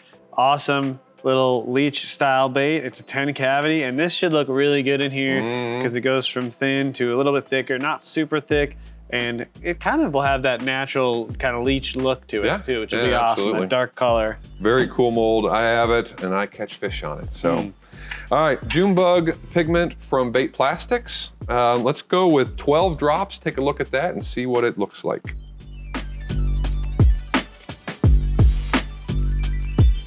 Let's mix that up. So if you don't know June bug, if you're brand new to this, which you might be, June bug is just a purple. That is looking very nice. We could actually... It's not super dark. No, it's not super dark. So let's go ahead and add like 5 more drops. And that's something too to note, like we said before, each manufacturer's pigments are a little different. That's why something like the color test mold or just really observing as you are mixing, you might need more or less drops. Yeah. One way that I like to do it, I mean, this is always going to be pretty translucent when you pick it up on the stick, unless it's really, really thick. But I try to see the stick or the butter knife, right? And I push it down in there and see when I can't see it anymore, right? Once I can't see it anymore, oftentimes that gives me a good indication that my opacity is where I want it. Awesome. All right, so what kind of flake are we gonna add in this June bug color? Yeah, classic June bug is purple pigment with green flake. We're gonna do 2 different sizes so we get that same kind of depth and dichotomy, right? Yep. So we're gonna go with medium size and small, so 035, 040, and 015. When you're using flake and the larger the particle size, the more it's gonna spread out, right? So you can afford to use a little bit more of the larger sizes because it's gonna space out in the bait a little bit more. Less flakes overall, right? Kind of. So which makes sense because if you think about really, really small particle sizes, 015 or even down to the 0.008, which is almost like a powder, that's gonna go all over and really kind of cover the whole bait, Gotcha. right? So we're gonna use 1/4 teaspoon for the larger size. And then we're gonna half that, which is a pretty standard thing that I try to do, or I tend to do. I'll go to half or even half of a half of the smaller size. Just because, like I said, it goes throughout the bait quite a bit more. All right, so let's stir in that green. Try not to get it all over the sides. Get it down in the pigment. There you go. Wow, it changes it so much. Yep. Really does. All that reflective green is going to pick up light down, you know, really at multiple depths. So, classic June bug. All right, I think this is ready to rock and roll. You ready to inject, sir? Yep. All right. All yours. Awesome. Single port mold, going to go down the runner and fill all of those cavities. Yep. Nice and smooth. Not a lot of volume in this mold. The baits are pretty thin. And I'm just holding pressure for a second there. Pulling up, top that off. Wow, that looks cool. This bait is so cool. It like undulates in the water on a drop shot. It is killer. All right, man. I think she's cooled off, so we can take a look. Pull our clamps off. Here we go. Oh. Oh, yeah. Look at that. Absolutely gorgeous. Wow, that... And again, if you wanted it even darker, you could just keep adding pigment, adding drops, and you'll get a nice dark look. But there's just something special about a translucent purple with all of that reflective green. Yeah, buddy, especially drop shot, right? You're usually gonna be fishing a drop shot in clearer water, so killer. All right, man, ready for the next color. Another cup of Bait Plastics 242. And I think we're gonna do Monkey Milk, a classic crappie catcher. So and to go with that, that's what we have, our 2-inch crappie slayer mold. This is a super popular crappie bait, has that single little flicker tail for lots of action, fish, you know, slow or vertically.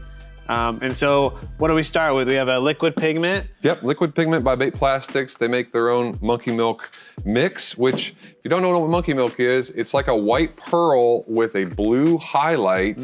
But in certain lights, you can actually see just a little bit of iridescent purple even at times. And some really awesome stuff happens when you add the black flake. So you'll see that in a minute. But to get going, we got about a cup here, so 20 drops of Monkey Milk. All right, we got our 20 drops. Get this mixed up here. And even in the cup, you can already start to see that? The white pearl with that blue pearlescence, super awesome. And you could shoot this, really right now, you could shoot it all by itself. This is a good enough pigment really all these are to stand on their own. You could add a little bit of silver if you wanted to really kind of shimmer the, get that scale effect. But awesome stuff happens, as I mentioned, when you put a little bit of black flake in. So I have the small black flake. It's the only thing we're gonna add, 0.015. Okay. And it's real easy to overdo it. So we're only gonna go with a 1/16 of a teaspoon for this cup. So I got a 1/4 teaspoon here. I'm just gonna do half of a half. Put that in there.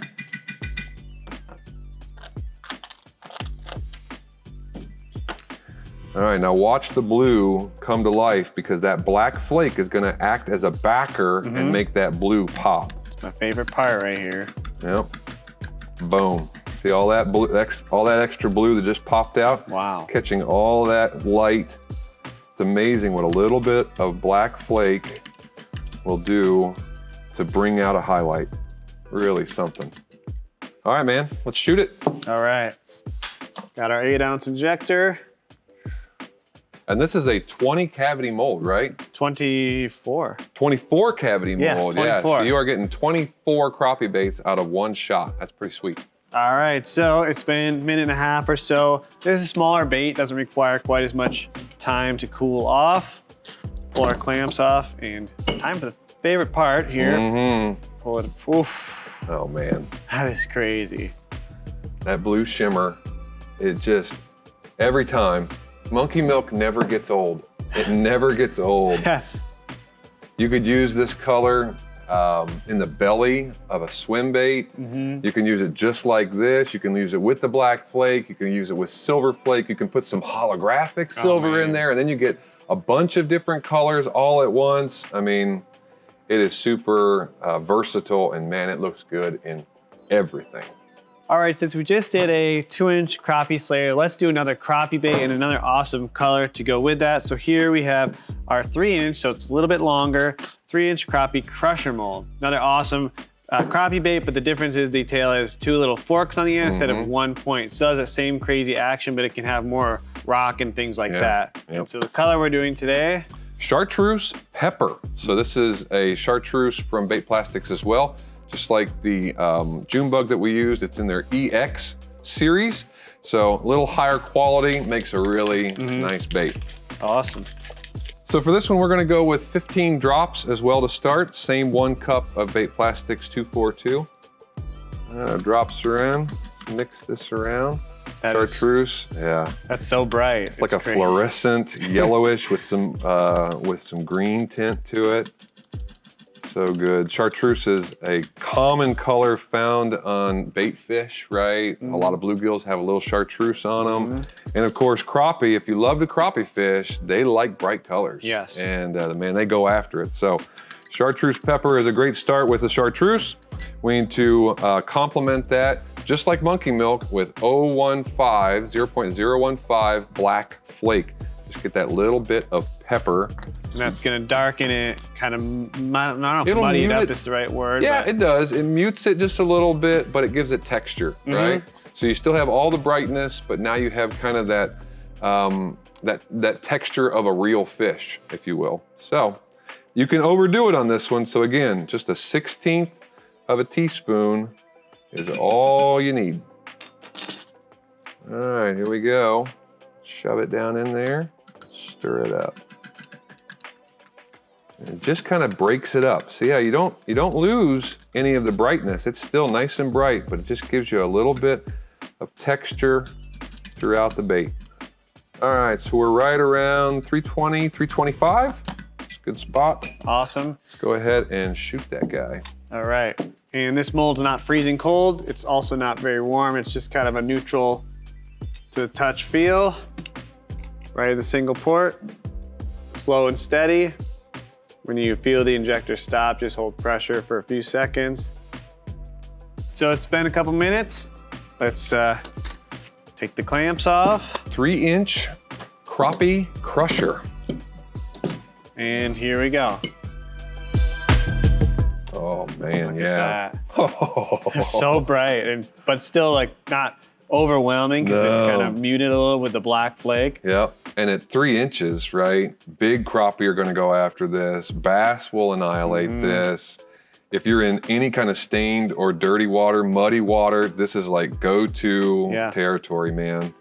Goodness gracious. Let me pull that up. Oh yeah. There it is. I just love that fork tail.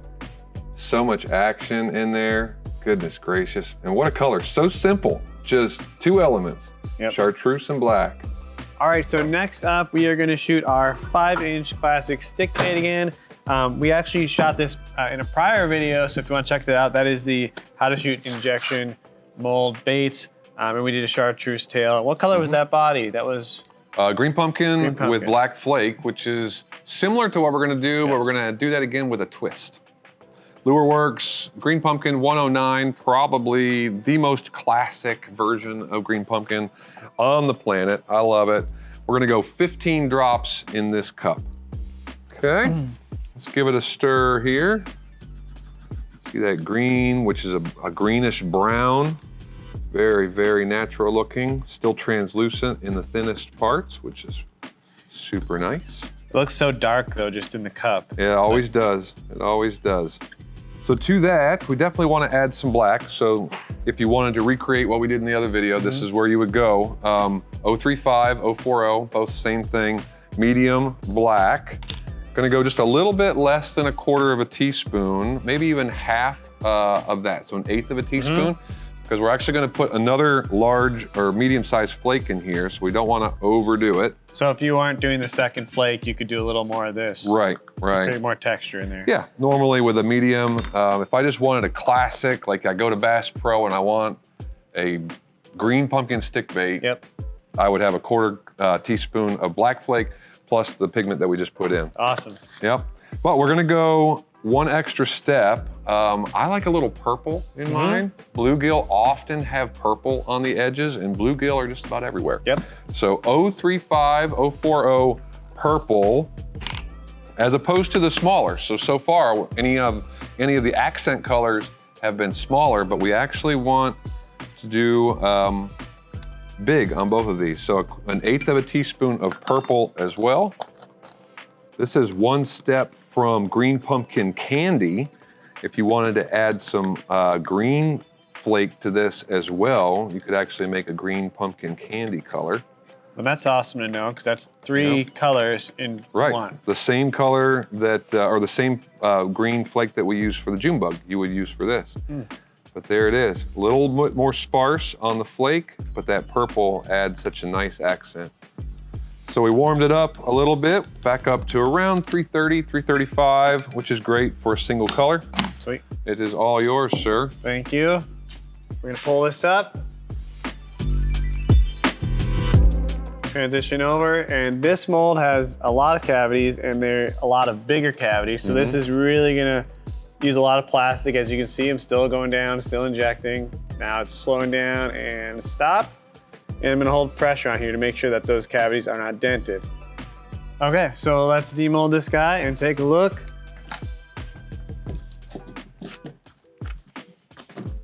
All right, here we go. Green pumpkin, purple. Ooh. Oh yeah. Nice and dark. But still light will come through that, and you can really see the texture of the black, but you see the shimmer of the purple. Just that little sparkle here and there of that purple really makes it look nice. And as is the case with all of these, if you like a lot of flake, then man, load it up, right? Put even more in. If you want a little less flake, you want the pigment to kind of carry the day, then just reduce it. It's totally customizable to however you want it to look. All right, one more classic color, another cup of Bait Plastics 242, and I don't know, besides green pumpkin, which we just saw, I don't know if there is a more classic, iconic color than black with blue flake. Black blue, I mean, it catches the snot out of them everywhere, especially if you have any dirty water. That contrast of the black against dirty water is a fish catcher, and I've heard it even works well in clearer water too. It really just does well. So what are we gonna be shooting it in? So today's mold is gonna be the 4.6 Nico or Neko crawler. It's actually modeled off of kind of a shape of a night crawler would take. They can flatten their tail out or their ends out to kind of make this bulbous shape here. There's a lot of meat to hook onto. You can fish this several different ways. I love doing it on like a Ned rig setup, but yeah, we'll get this guy shot and they're gonna look good. Yeah, they are. Yeah, especially in black blue, yes. Which is gonna start with LureWorks black. So really simple. Let's do another 15 drops to get started. All right, pretty simple here, just a nice black. We still want it pretty darn opaque. So you can see it's a little darker on the stick, but in the thinner parts of the bait, we'll see it lighten up just a little bit to like a dark smoke. Yeah, and this is kind of crazy because it looks like not see-through at all here. Yep. That's where, like he's saying, use that or the color test mold and drizzle some in there. You can peel it out in like 30 seconds and take a look and see if it's the right opacity for you. Absolutely, and sometimes you don't want it to be see-through, right? If you're in that dirty water, you want it to be opaque and you want to have as much contrast as possible. So to that, we're gonna add blue flake at 2 different levels. We're gonna add a medium, 035 or 040, and a 015. Quick note though about the kind of blue flake that we're gonna use here. So this is LureWorks Royal Blue. I've been making baits a long time and I've gone through a lot of different blue flakes to try to find one that can hold up and stand up to black pigment. Sometimes, even though it's named even Royal Blue with another manufacturer, which looks great, but it gets lost in the black pigment. So you're saying it's more like vibrant, right? It's blue. a stronger blue, and it'll really help show. So this is what I use. I love it. First one is, like I said, 035 medium, 1/4 teaspoon for a cup here, maybe just a hair less, right around there would be great. And then we're gonna follow that up with 1/8 teaspoon of 015, just like we did before, right? Half the size, or half the teaspoon rather, of the smaller flake. All right, let's drizzle that down so they all go down in there. We don't lose any. There we go. You can see how that blue stands up against the black. Still a really dark color, but yeah, I can see it now. You have the shimmer, right? If you can see that light shimmer off of it, you haven't lost the impact of the blue. Killer.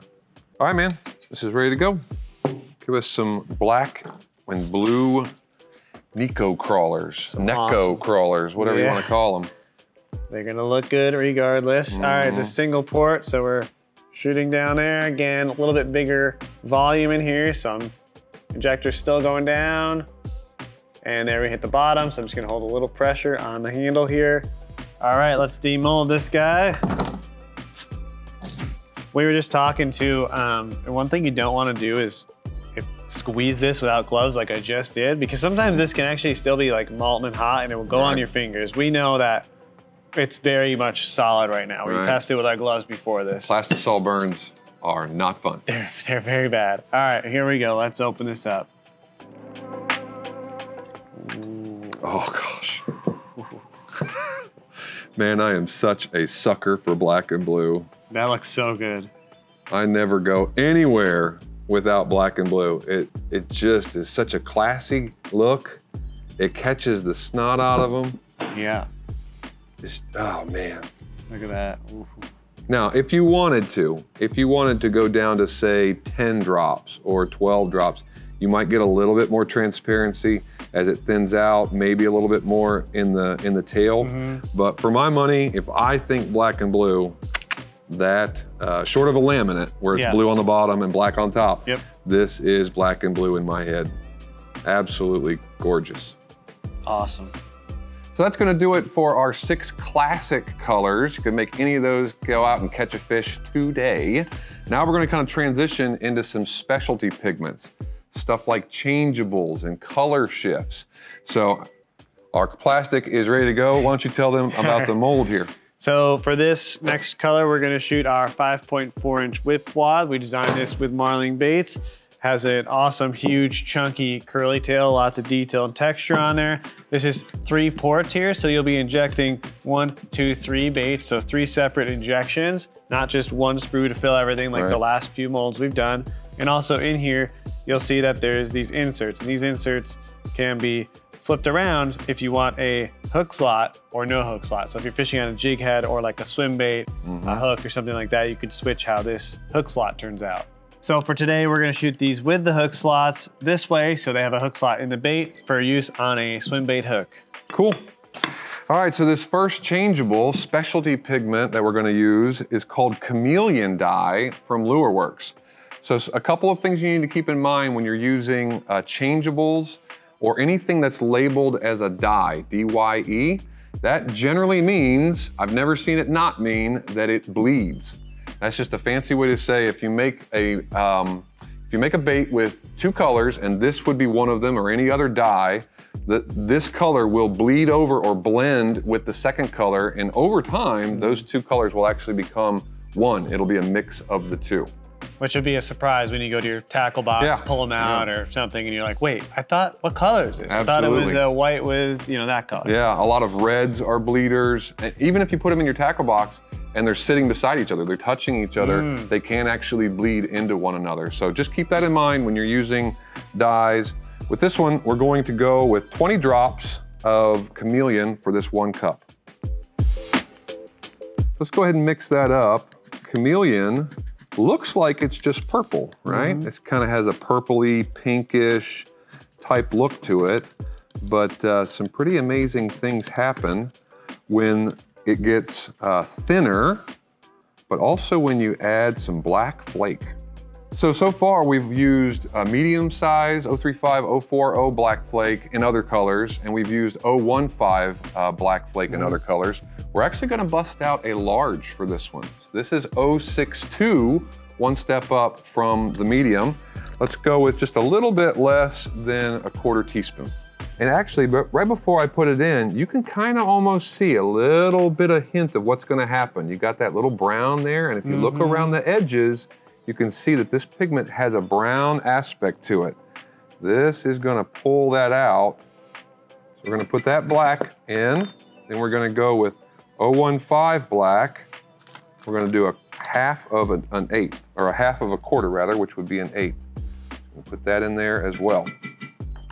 All right, now watch this. As we mix that up, and that black acts as a backer, see the brown coming right through, right in the middle. So now we have a brown to purple, which if you are accustomed to popular bait colors, we now have a PB and J. All right, man, this is ready to rock and roll. I'm very excited to see this in the whip wad. Yep. So in a classic PB&J is actually 2-color laminate. It is, yeah, it's a brown and a purple together. But with this one, you have 1 pigment and yet you get 2 different colors, especially with something like the whip wad, because the whip wad is a nice thick body and then that tail is really thin. When we demold this, we should see a nice brown body with that black flake and a nice purple tail. PB&J, baby. And while I'm shooting this, it's crazy because it's very much purple on the surface. Right. But in the sprue or the port here, it's like brown, like super duper brown. How awesome is that? 2 colors with 1 pigment. All right, man. Let's see our creation. Can't wait for this one. It's gonna be super freaking cool. Okay. Oh, you need a thingy? Yeah, I'll use that. So on top here, we have this little slot for cracking those open if they're hard to do. Oh, man. Look at that. PB and J. Wow. So cool. And you can even see a little bit of the J because that hook slot is in there, right? It's blocking a little bit. But if we pop that out, now you got a fully PB, unless you turn it. I mean, where I'm standing, I can still see some J come through there. Yep. It shifts, and then that thinner part of the tail is all jelly. That is so crazy. That is pretty stinking cool. Wow.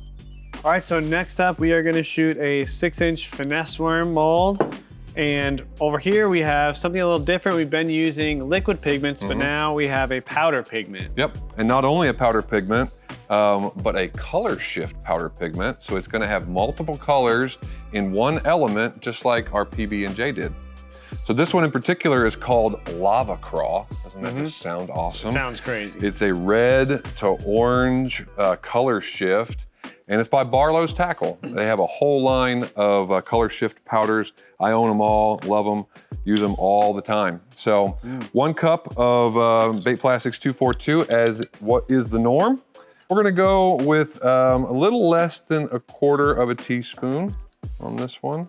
That looks like copper bronze kind of. Oh dude, it's so awesome.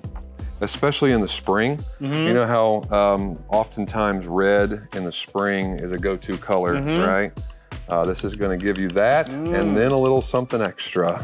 And this stuff looks like a little harder to mix in versus the liquid pigments because it's kind of floating on the surface. So you really gotta make sure to get it down there. Yep. You can pull the Plastisol up and kind of drizzle it on top to pull it down. Yep. But you definitely wanna get it off the edges, otherwise your ratios aren't gonna be quite correct. Yeah, I'm glad you said that. Anytime you use a powder, doesn't matter if it's this stuff or any kind of powder, you definitely have to mix it so that the powder breaks up inside. But take a look at that just on its own. I mean, we could shoot the bait just like that. All those reds and oranges and yellows. I mean, it looks like fire. It looks like lava. The swirl pattern is crazy. I know, it's got that darkish black swirl pattern. So cool. So as awesome as that is, we are gonna take it up just a little bit, just a little notch, because I love Flake, and we're gonna go with 2 different ones. Gonna go with a medium red, so 040 or 035 medium. This is gonna really drive home the red aspects of this lava craw. 1/4 teaspoon, all of it goes in. And then, since this is kind of a red to orange, red to copper, thought we'd play with that and add a 1/4 teaspoon, I'm sorry, 1/8 teaspoon of 015 copper. So half of my 1/4, drop that guy in there. Let's give that a mix. Another great option for this is holographic red. It's another awesome option, but straight red will look awesome too. That looks good. So now we got the sparkle of all those different flakes, and we've got the color shift of the pigment. Double check our temperatures. Yeah, right around 335. I think that's gonna be perfect. Just right. I do like to shoot a little bit colder when it's a laminate, but this is only 1 color, one pigment rather, but we're gonna get 2 colors out of it, so we can be a little bit higher on the temps. But same process. Draw it up, go to the port, push down, you see the injector going down, we're injecting, and right there it's full. You can hold pressure for a few seconds. Again, you can roll this down or leave it on there. If you roll it down, it makes a little cup to kind of fill up, so fill that up. And as always, that's so that as this cools and shrinks, it's gonna draw that in. But you gotta still watch it and top that up. Yep, so we'll give that time to cool and we'll check them out. All right, here we go. Oh yeah. Look at that. Shot perfectly. Yep. You can really see in the sprue the red to orange, because of course this is at my perspective and I'm kind of behind it, so it's going to look actually different for you all looking straight on it. But as you move it around, you can see all those different colors. Let's go ahead and take it out. Yep. Oh man. And I love the flake too. It really kind of grabs the red, like right there as it's going over. From my perspective, this is all red, and then as it comes over, it's kind of a yellowish orange. And one thing to notice too is that you can't see through this bait like at all. And that's common with this, or that the powders can be. Yeah, you can go light on powders to get a more translucent look. You can go heavier on powders to get a more opaque, same way. Very cool. All right, so for our last color here today, we're gonna make something a little more wild. You see we have several things on the table here, including some of 8-bit baits.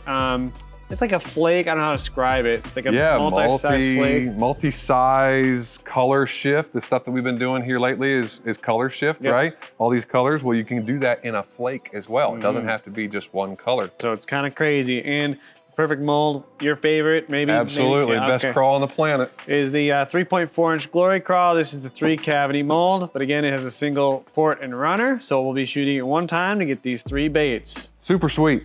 Yeah, so as Jason mentioned, the color that we're gonna be dealing with isn't a classic, right? It's one that's kind of unique. There's just a jack ton of colors out there. We've only shown you a couple of the base, right? The classic colors, but there's some really sweet stuff out there like this one from Barlow's Tackle that oddly enough is called Sweet Honey. Really awesome color. It's in their ultra transparent line, so you're gonna get all kinds of light that comes through the bait.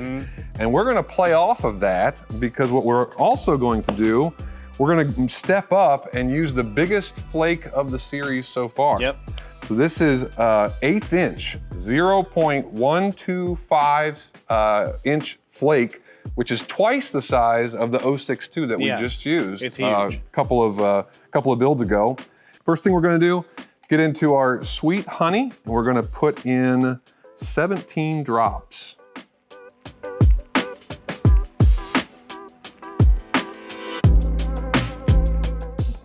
All right, so there's our 17 drops. Let's mix this around and watch that honey come to life. Oh yeah, looks just like honey. Look at that. Looks just exactly like honey. Look at that. So That's awesome, crazy. isn't it? Yeah. Ultra transparent, just like the bottle says, and it looks just like honey. Wow. Super, super cool. But to that, we want to add our flake now. So as I mentioned, let's go to the super big one. 1/4 teaspoon. And as we mentioned not too long ago, the bigger the flake size, the more it's going to spread out. So we can use 1/4 teaspoon for this cup. And what this is going to do, spoiler alert, because this pigment is ultra transparent and light, we really want to harness the power of that transparency and let the light go through it, right? Well, this giant flake is going to block that light in certain parts, and it's going to make the bait look molten, right? Like a molten craw that's scurrying around on the bottom and has got mud and dirt all over it. Super awesome. We do want to also add, though, a little bit of 015 black flake just to fill in the voids, right? Yeah. So 1/8 teaspoon of that. I super like this dichotomy, right? Yeah. When you go all the way as big as you can go and almost as small as you can go, it really gives the bait a lot of depth. So we're gonna do that. And the coup de grace is a little siren scales. This is, at the time of this filming, it's brand new. It's actually called motor oil. So if you're new to bait making, that might not be something that you're familiar with, but you'll come to learn very quickly because motor oil is a classic. Yep. It goes from brown to green, and it's in a siren scale. So we're going to crack this bad boy open. And a lot of the other motor oils you see are actually a liquid pigment. Right, they're a liquid pigment. This is one of the few flakes. Oh, it has like a red in there. Oh yeah, red to green to brown. I mean, that looks like lava-ish. Doesn't it though? I mean, it's so cool. So I've got a little over 1/8 teaspoon. If you like it a lot, you can load it up with a whole 1/4. We're gonna go with 1/8. All right, let's mix this guy up. We were talking a bit, so we're gonna have to get it warmed up here, but yeah, see the motor oil That's crazy. siren scales in there, and you can see those giant pieces are going to be really spread out in the bait, which is going to make it look super molten and super freaking cool. All right, so we did heat it back up. We're now right around 335, which I think is going to be perfect. You do want to stir it a little bit more and suck it up into the injector right away because those bigger flakes will want to drop faster than other flakes. So let me get you a good stir. The siren scales don't do that. They're super, super light. They'll actually fly away from you if you're not careful. But those big flakes, they will actually drop on you. There we go. There we go. Sweet Honey by Barlow's. Man, what a cool name. And makes a pretty dope looking bait too. Time for the All demold. right, man. Let's check out some Sweet Honey with siren scales motor oil. That just sounds good. I know. In the glory craw too. Oh my Yes. god. Oh gosh. Oh yeah. Holy moly. So that's the belly side. That is the belly. Look at the siren scales. See those come through as they move. Oh man. So we gotta pick it out. We gotta pull it out because when you see the light go through it, it's when it really shines. Look at how light those legs are. And then the randomness of that giant flake that's what I was saying. Makes it look all molten. Like look at that claw, it didn't even get any, and now it has like it's like loaded. That's kind of cool. It's exactly like nature, right? Nothing is symmetric, everything is random, and that, especially with that giant flake, it gives you that kind of look. Wow. So freaking cool, man. So stinking cool. All right, to round everything out with all these colors, we have everything kind of out here. These are the 6 first colors we made, and as we made each one, we poured them into our color test mold here, and then we demolded them and we put them here. So right now we can kind of show you what some of these baits look like together as a laminate. So that's shooting 2 colors into the same mold, making 2 colored baits. That's what the laminate is. So what are some of the like 3 popular colors you can make? Some classic colors. So we have these 6 kind of building blocks, right? The classics to start with, and now you're just gonna mix and match. So a couple that come to mind, you could mix and match the black with blue and the monkey milk, right? Put that together and get a classic shad. A lot of shad are darker on top, white on the bottom. So that's a go-to. You could keep the monkey milk in hand because it's such a good belly color for, especially for like swim baits, and combine it with the green pumpkin that we made. And that could be like a green gizzard shad. A lot of those shads have a greenish tint to them. You could also do that with the watermelon if you wanted to.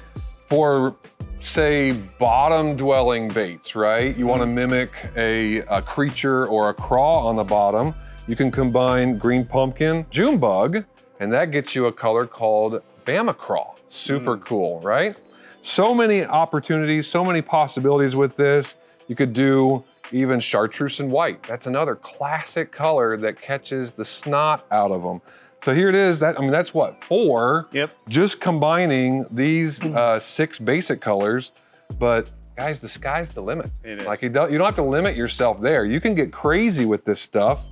For instance, yeah, here's one of my favorites. This one's got a really cool name too. Molten Swamp Dragon. How cool is that name, right? Did you make that up? No, I didn't make that up. It was a buddy. I added the Molten part. It was Swamp Dragon, and I put an extra little thing from 8-Bit Baits in it to make it Molten Swamp Dragon, but it's a black top. It's a see-through clear belly until you turn it, and then it turns all these reds and oranges, and it's got black flake in it as well. Super cool pattern there. We've also got another one here with that June bug top and another 8-bit belly with just flake. As you turn it, it gets crazy, super reflective. You could go with a color shift, purple to green top, and pair it up with chartreuse. I mean, even in a smaller bait, this is a killer crappie. That is purple and chartreuse. I mean, that's a go-to, which by the way, we could do. Right? We've got June bug here and we've got our chartreuse pepper that we made together. Pair those 2 guys up and you've got a sweet crappie bait. So sky's the limit, guys. You can really take this anywhere you want. You're only limited by your imagination. Hopefully that gives you a really good starting place for mixing your own single colors, and not only that, but shooting some dual color baits too, and like what to mix and match. And remember, like he said, the sky's the limit, so just let your have fun with it, guys. Get creative, try new things like he did with that giant 1/8-inch flake. That's I've never seen that before. That's super cool, and everybody loves those baits. Today we're going to talk about some of the common problems you might run into when making your own baits and the solutions for those problems. First up, let's start with Plastisol. So if you are getting sticky baits or baits that are like gooey or not setting up into a firm rubbery type bait, that might be a problem with heating your Plastisol. So you want to make sure in your microwave you're heating your Plastisol to a minimum of 350 degrees, but don't just go to like 355 degrees, go to like 370 to 390 degrees. Get it up there so that you are sure that that's fully cooked, and you want to stir it to make sure the entire cup, top to bottom, regardless if it's a big cup or small cup, is all reached 380 degrees. This ensures that when you inject it, the chemical reaction has already occurred and it will solidify into a solid bait. Next thing I want to talk about is if your injector is freezing up, meaning you're injecting and all of a sudden it stops. There can be several reasons for this. On a single color injected bait, your plastic is too cold. So when you're injecting, let's say your plastic's 300 degrees and you're going and you're injecting your mold and the mold starts filling up, but it stops short of being full. That is possibly because your plastic is too cold and it's either freezing up in the injector, because as you're injecting, you're smushing down the plastic that's kind of hardening to the inside of the injector. And that gets so far down, it creates like a solid block. You might also see something like incomplete cavities. So if you're injecting here and let's say the bottom 4 cavities are filled and the top 4 are partially filled or not filled at all, a common problem is that the freezing of the injector, you're injecting too cold, or maybe your injector is not actually big enough. So if you are trying to inject several big molds using a small injector, like a 4-ounce injector, this is 8 ounces, maybe you don't have enough volume in there to actually fill all the molds you're trying to shoot. Next up, freezing with a dual injector. So say you're trying to inject with a dual injector down to your mold and it stops and your baits, your cavities are not filled all the way. There's a couple things that can happen. So like we talked about, these could be freezing up. More likely, that's because your blending block, which is this guy, has 2 colors that kind of come together and go out a single port into your mold. So this block, it's made of aluminum, which sucks a lot of heat out of your Plastisol.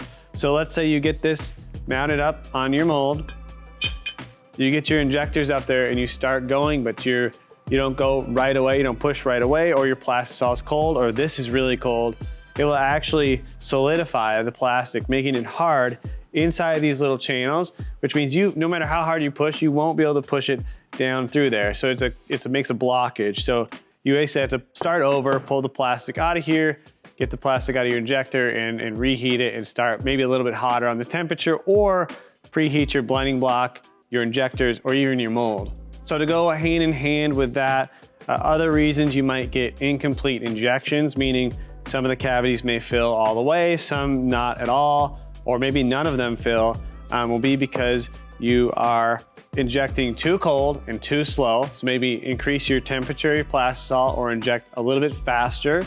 Other reasons may be that your mold is like really cold. So if you're like in northern states or kind of anywhere really in the winter and you're shooting, it's colder out. And if you're in your garage with your door open or partially open or window, you're gonna have that cold draft coming through.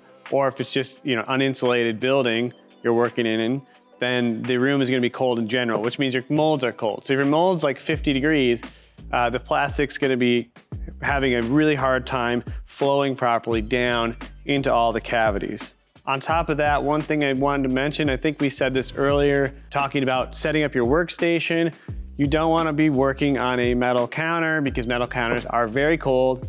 Aluminum will transfer a lot of heat very rapidly. So your molds will be extremely cold. The Plastisol will cool extremely fast from your molds as well. So next up, I wanna talk about denting. Denting can be a big issue and it can be solved pretty easily. So usually when you're shooting for the first few times, or even if it's a new mold, and let's say you're shooting too hot. Let's say I'm injecting at 350 degrees with a medium blend Plastisol into this 8 cavity stick bait mold, and I shoot super quick and just pull my injector off. And then I let it cool down. I might have dents, meaning that the body has kind of collapsed in on itself. The reason is because as Plastisol cools, it actually shrinks, and the softer the Plastisol is, the more shrinkage it tends to have. So if I shoot these really hot, there's gonna be more shrinkage in each cavity. And what happens is this gate, which is where the runner here connects to these cavities, this gate will kind of solidify, and this hot plastic here won't be able to pull any more as it's cooling from the runner or sprue, meaning that it will shrink and just pull the sides in. So to solve that, you don't wanna have cold molds. Your molds should be, 70, 80 degrees and up. I like to have mine, just kind of warm to the touch. That's gonna save you a lot of headaches, especially if it's cold in your shop. And then your Plastisol, generally with like medium blends, you wanna shoot 325 degrees to 330 degrees. The only exception to that really is if you're gonna shoot baits that have like a tail mold. So if you're putting tails like this into your mold, and then you're shooting your bait on there, you wanna be a little bit warmer. And because you're a little hotter, you're gonna wanna hold a little more pressure at the end of your injection to make sure that extra plastisol is forced down there and you get a good connection from the main part of the bait to the tail. Another thing that is common with denting in baits are baits that have unique shapes. So let's take the Glory Craw, which is an amazing mold.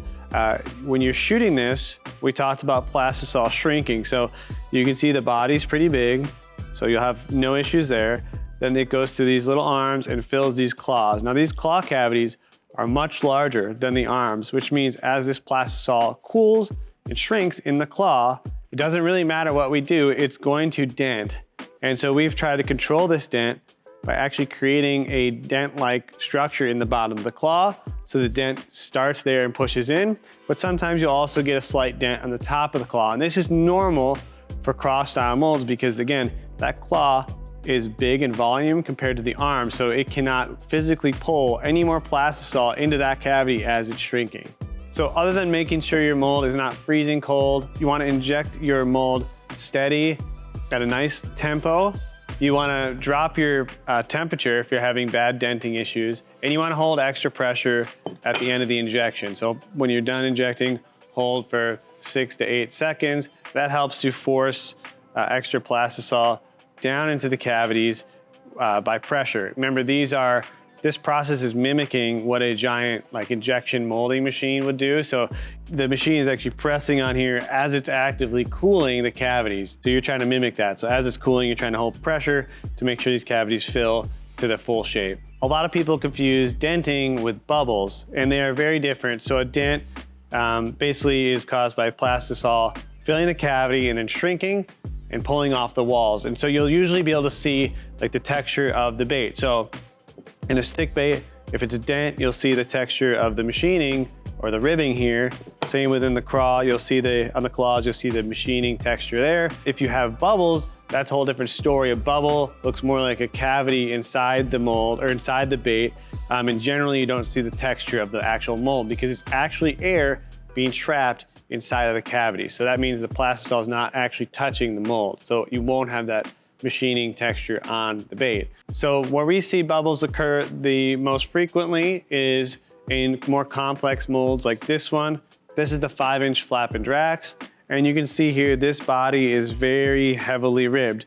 So if you just heat up, let's say a single color plastic to 320 degrees and you just injected it as fast as you could, the plastic's gonna follow this down, shoot right across here, trapping air bubbles inside of every single rib. And since the mold, let's say, is not warm and the plastic's pretty cold, being only 320 degrees, those bubbles are gonna get trapped in there. And you're gonna see those, and it's not gonna be denting, because again, it's not gonna ever have touched the wall of the mold. It's gonna be a bubble of air trapped in every single rib. So to solve that, you would actually bump your plastisol temperature up, maybe to 330, 340 degrees. Remember, you don't wanna go too hot, because that can cause denting issues versus bubbles. And then when you're injecting this, you wanna put your injector on this mold, get ready to shoot, and you wanna go nice and slow down. And to go even slower, what you can do is put your hand on this part of the injector and you can watch and feel it going down super slow. And as you're doing that, what you're doing is you're allowing the plastisol to slowly come down the center runner here, go through the gates, into the cavities, and to slowly fill every single rib, flowing through there like water versus shooting through there, spraying through there if you're injecting fast.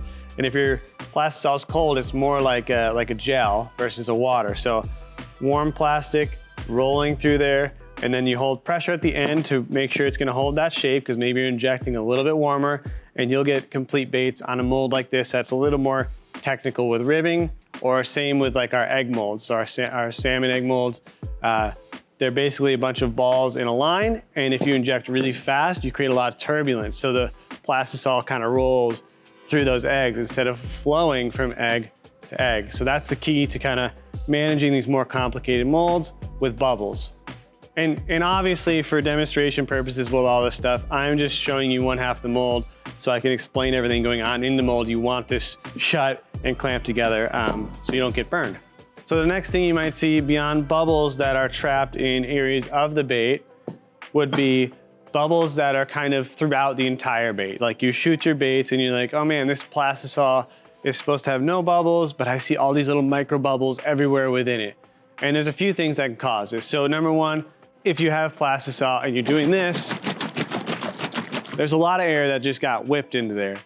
So you don't want to do that. Second off, if you have a container that's low on Plastisol like this and this kind of stirring device, if you go in here and you start whipping it at full speed,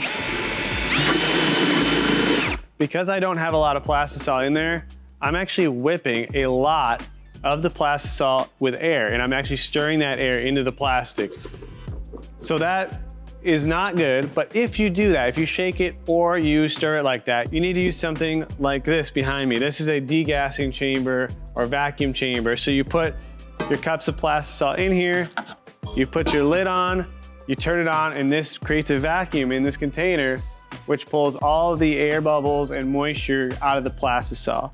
So after you heat your plastic up, you want to do this, and you want to do it carefully. You want to make sure that the Plastisol does not overflow over the top of your Pyrex cup, because all those bubbles are going to like literally come to the top. It looks crazy. It's just like foaming.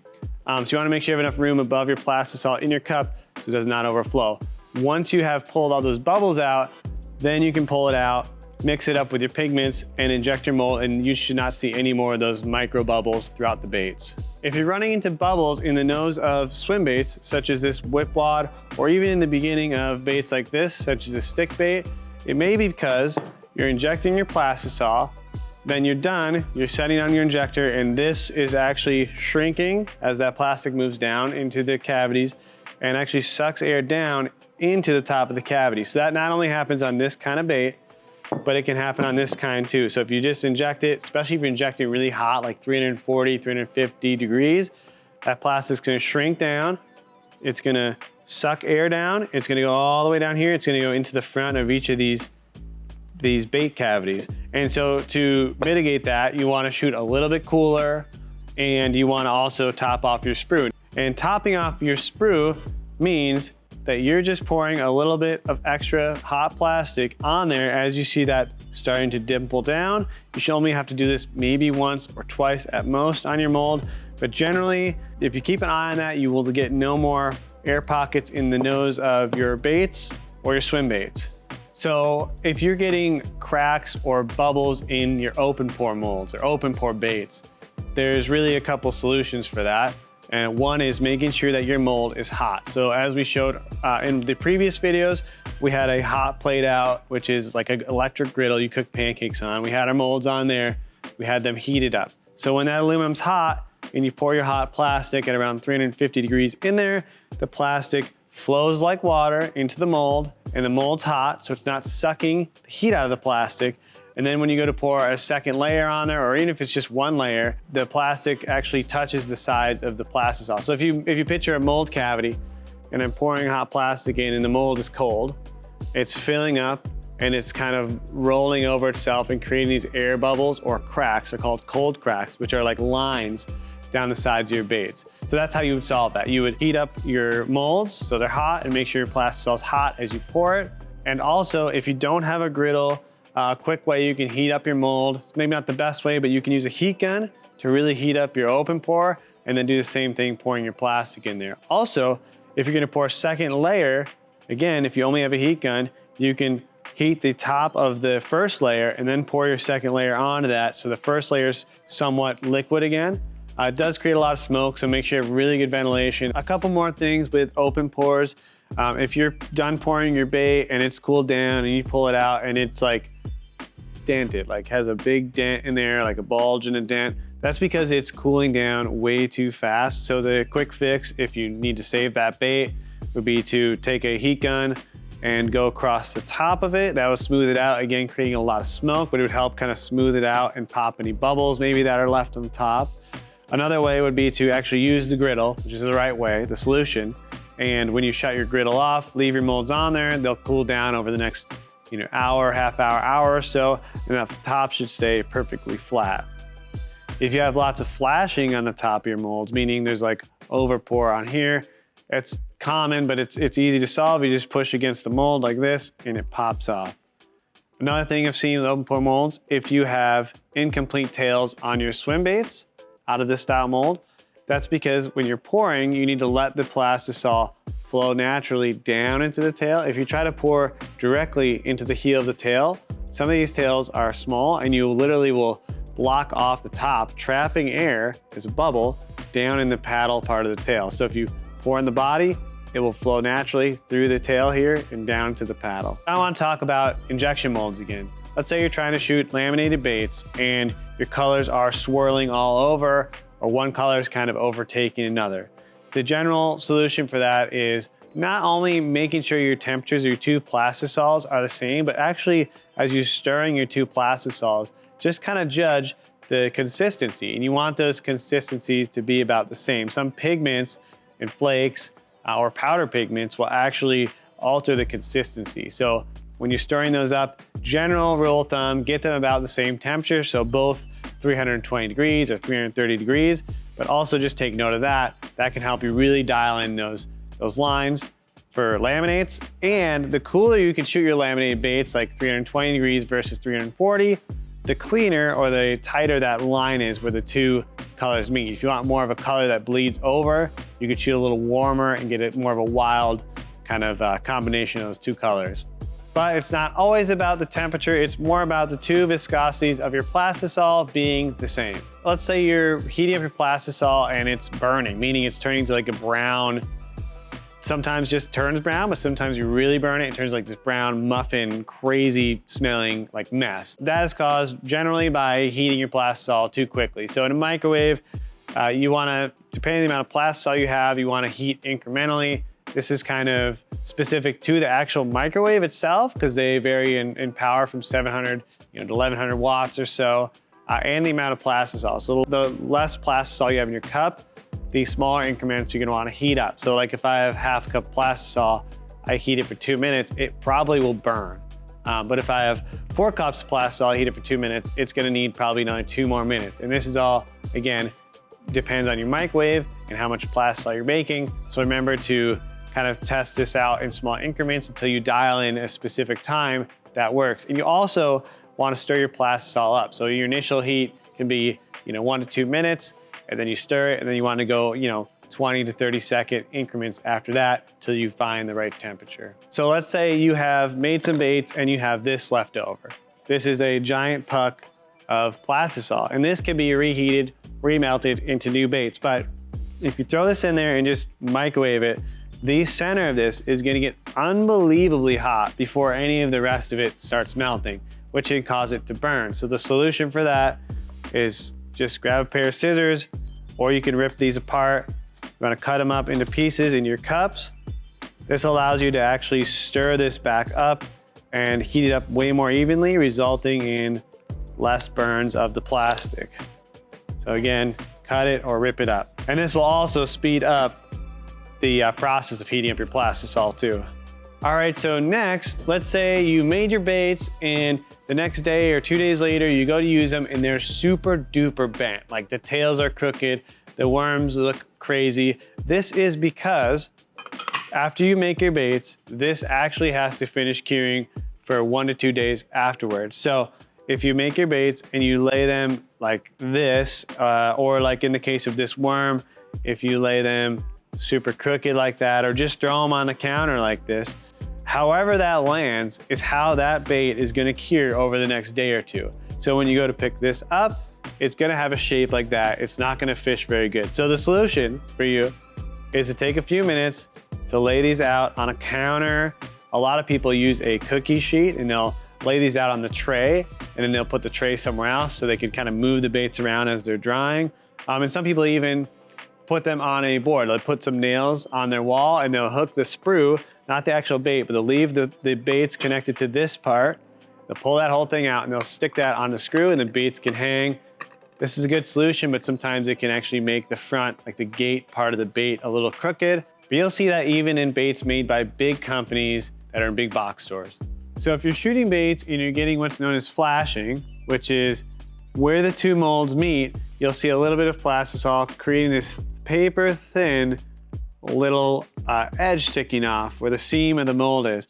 It can also be really bad. It can be like like Plastisol connecting multiple baits together, like almost like a sheet. So there's a few reasons this might be happening.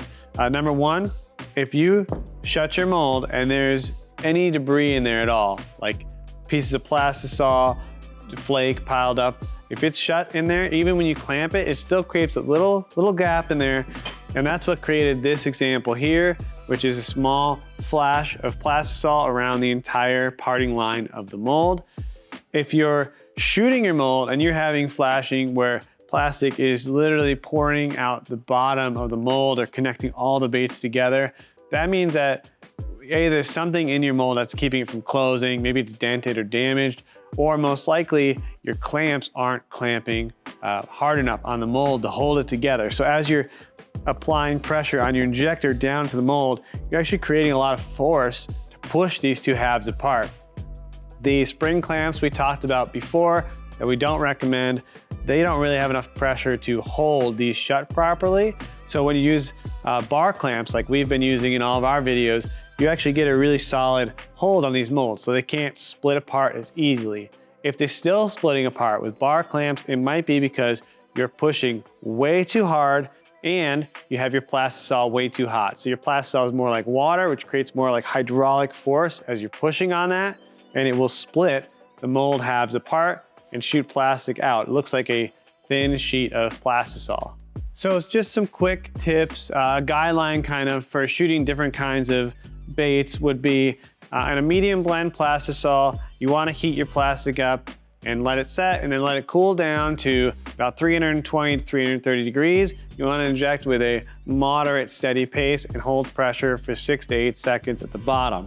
That should eliminate a lot of denting issues or other issues you might see in the molds. If you're shooting with like a Swimbait blend or a really hard plastic like a saltwater blend, you're gonna actually wanna bump your temperature up even hotter. This is because those higher or those saltwater type blends of Plastisol are actually more viscous, meaning they're not as watery. So the higher you go in your temperature, like if you inject at 340, 350 degrees, it's more like a medium blend of Plastisol at 320 degrees. So it flows through the mold better. So again, same tempo, moderate speed, hold pressure at the bottom of the injection, and you should get awesome baits. And last thing out there is water cooling your baits. I know this is kind of a hot topic, and I'm gonna dive right in because I think there's a place for it. So if you're shooting really large baits, such as our 12-inch mega grub or 9-inch curly tail, or even a 7-inch curly tail grub, these baits have large round bodies. If you demold that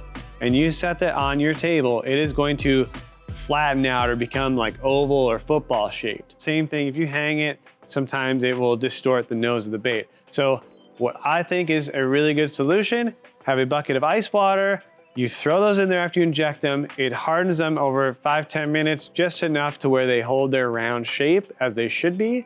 And then you pull those out, put them out to dry, maybe have a fan blowing on them so that they can finish curing on the table. I don't think this is gonna damage the Plastisol in any way or change the bait, other than actually allowing it to harden into that shape it's supposed to be in, because it's just kind of floating in that water for a few minutes. So one other thing I wanted to cover about incomplete baits, meaning let's say your antennas and your legs and things aren't filling, or your tail's not filling in all the way with plastic, like they're just not there. Maybe your clamps are way too tight. I've seen people with pneumatic or air-powered clamping systems that can apply an insane amount of pressure to the molds, and somehow that affects the venting to sometimes block it off where you don't get complete baits. Or if you have bar clamps or other styles of clamps, or like a bench vise, you're just clamping it way too tight. Your clamps should be snug, but not like insanely tight. And the last thing I wanna say is you should never have to modify an Epic mold. You shouldn't have to add venting, you shouldn't have to grind out the gates here or do anything like that at all. These are all designed and tested to work directly from us without any modifications. If you're still having problems and this video didn't help you, please reach out to us on Instagram or email us at epicbaitmolds@gmail.com.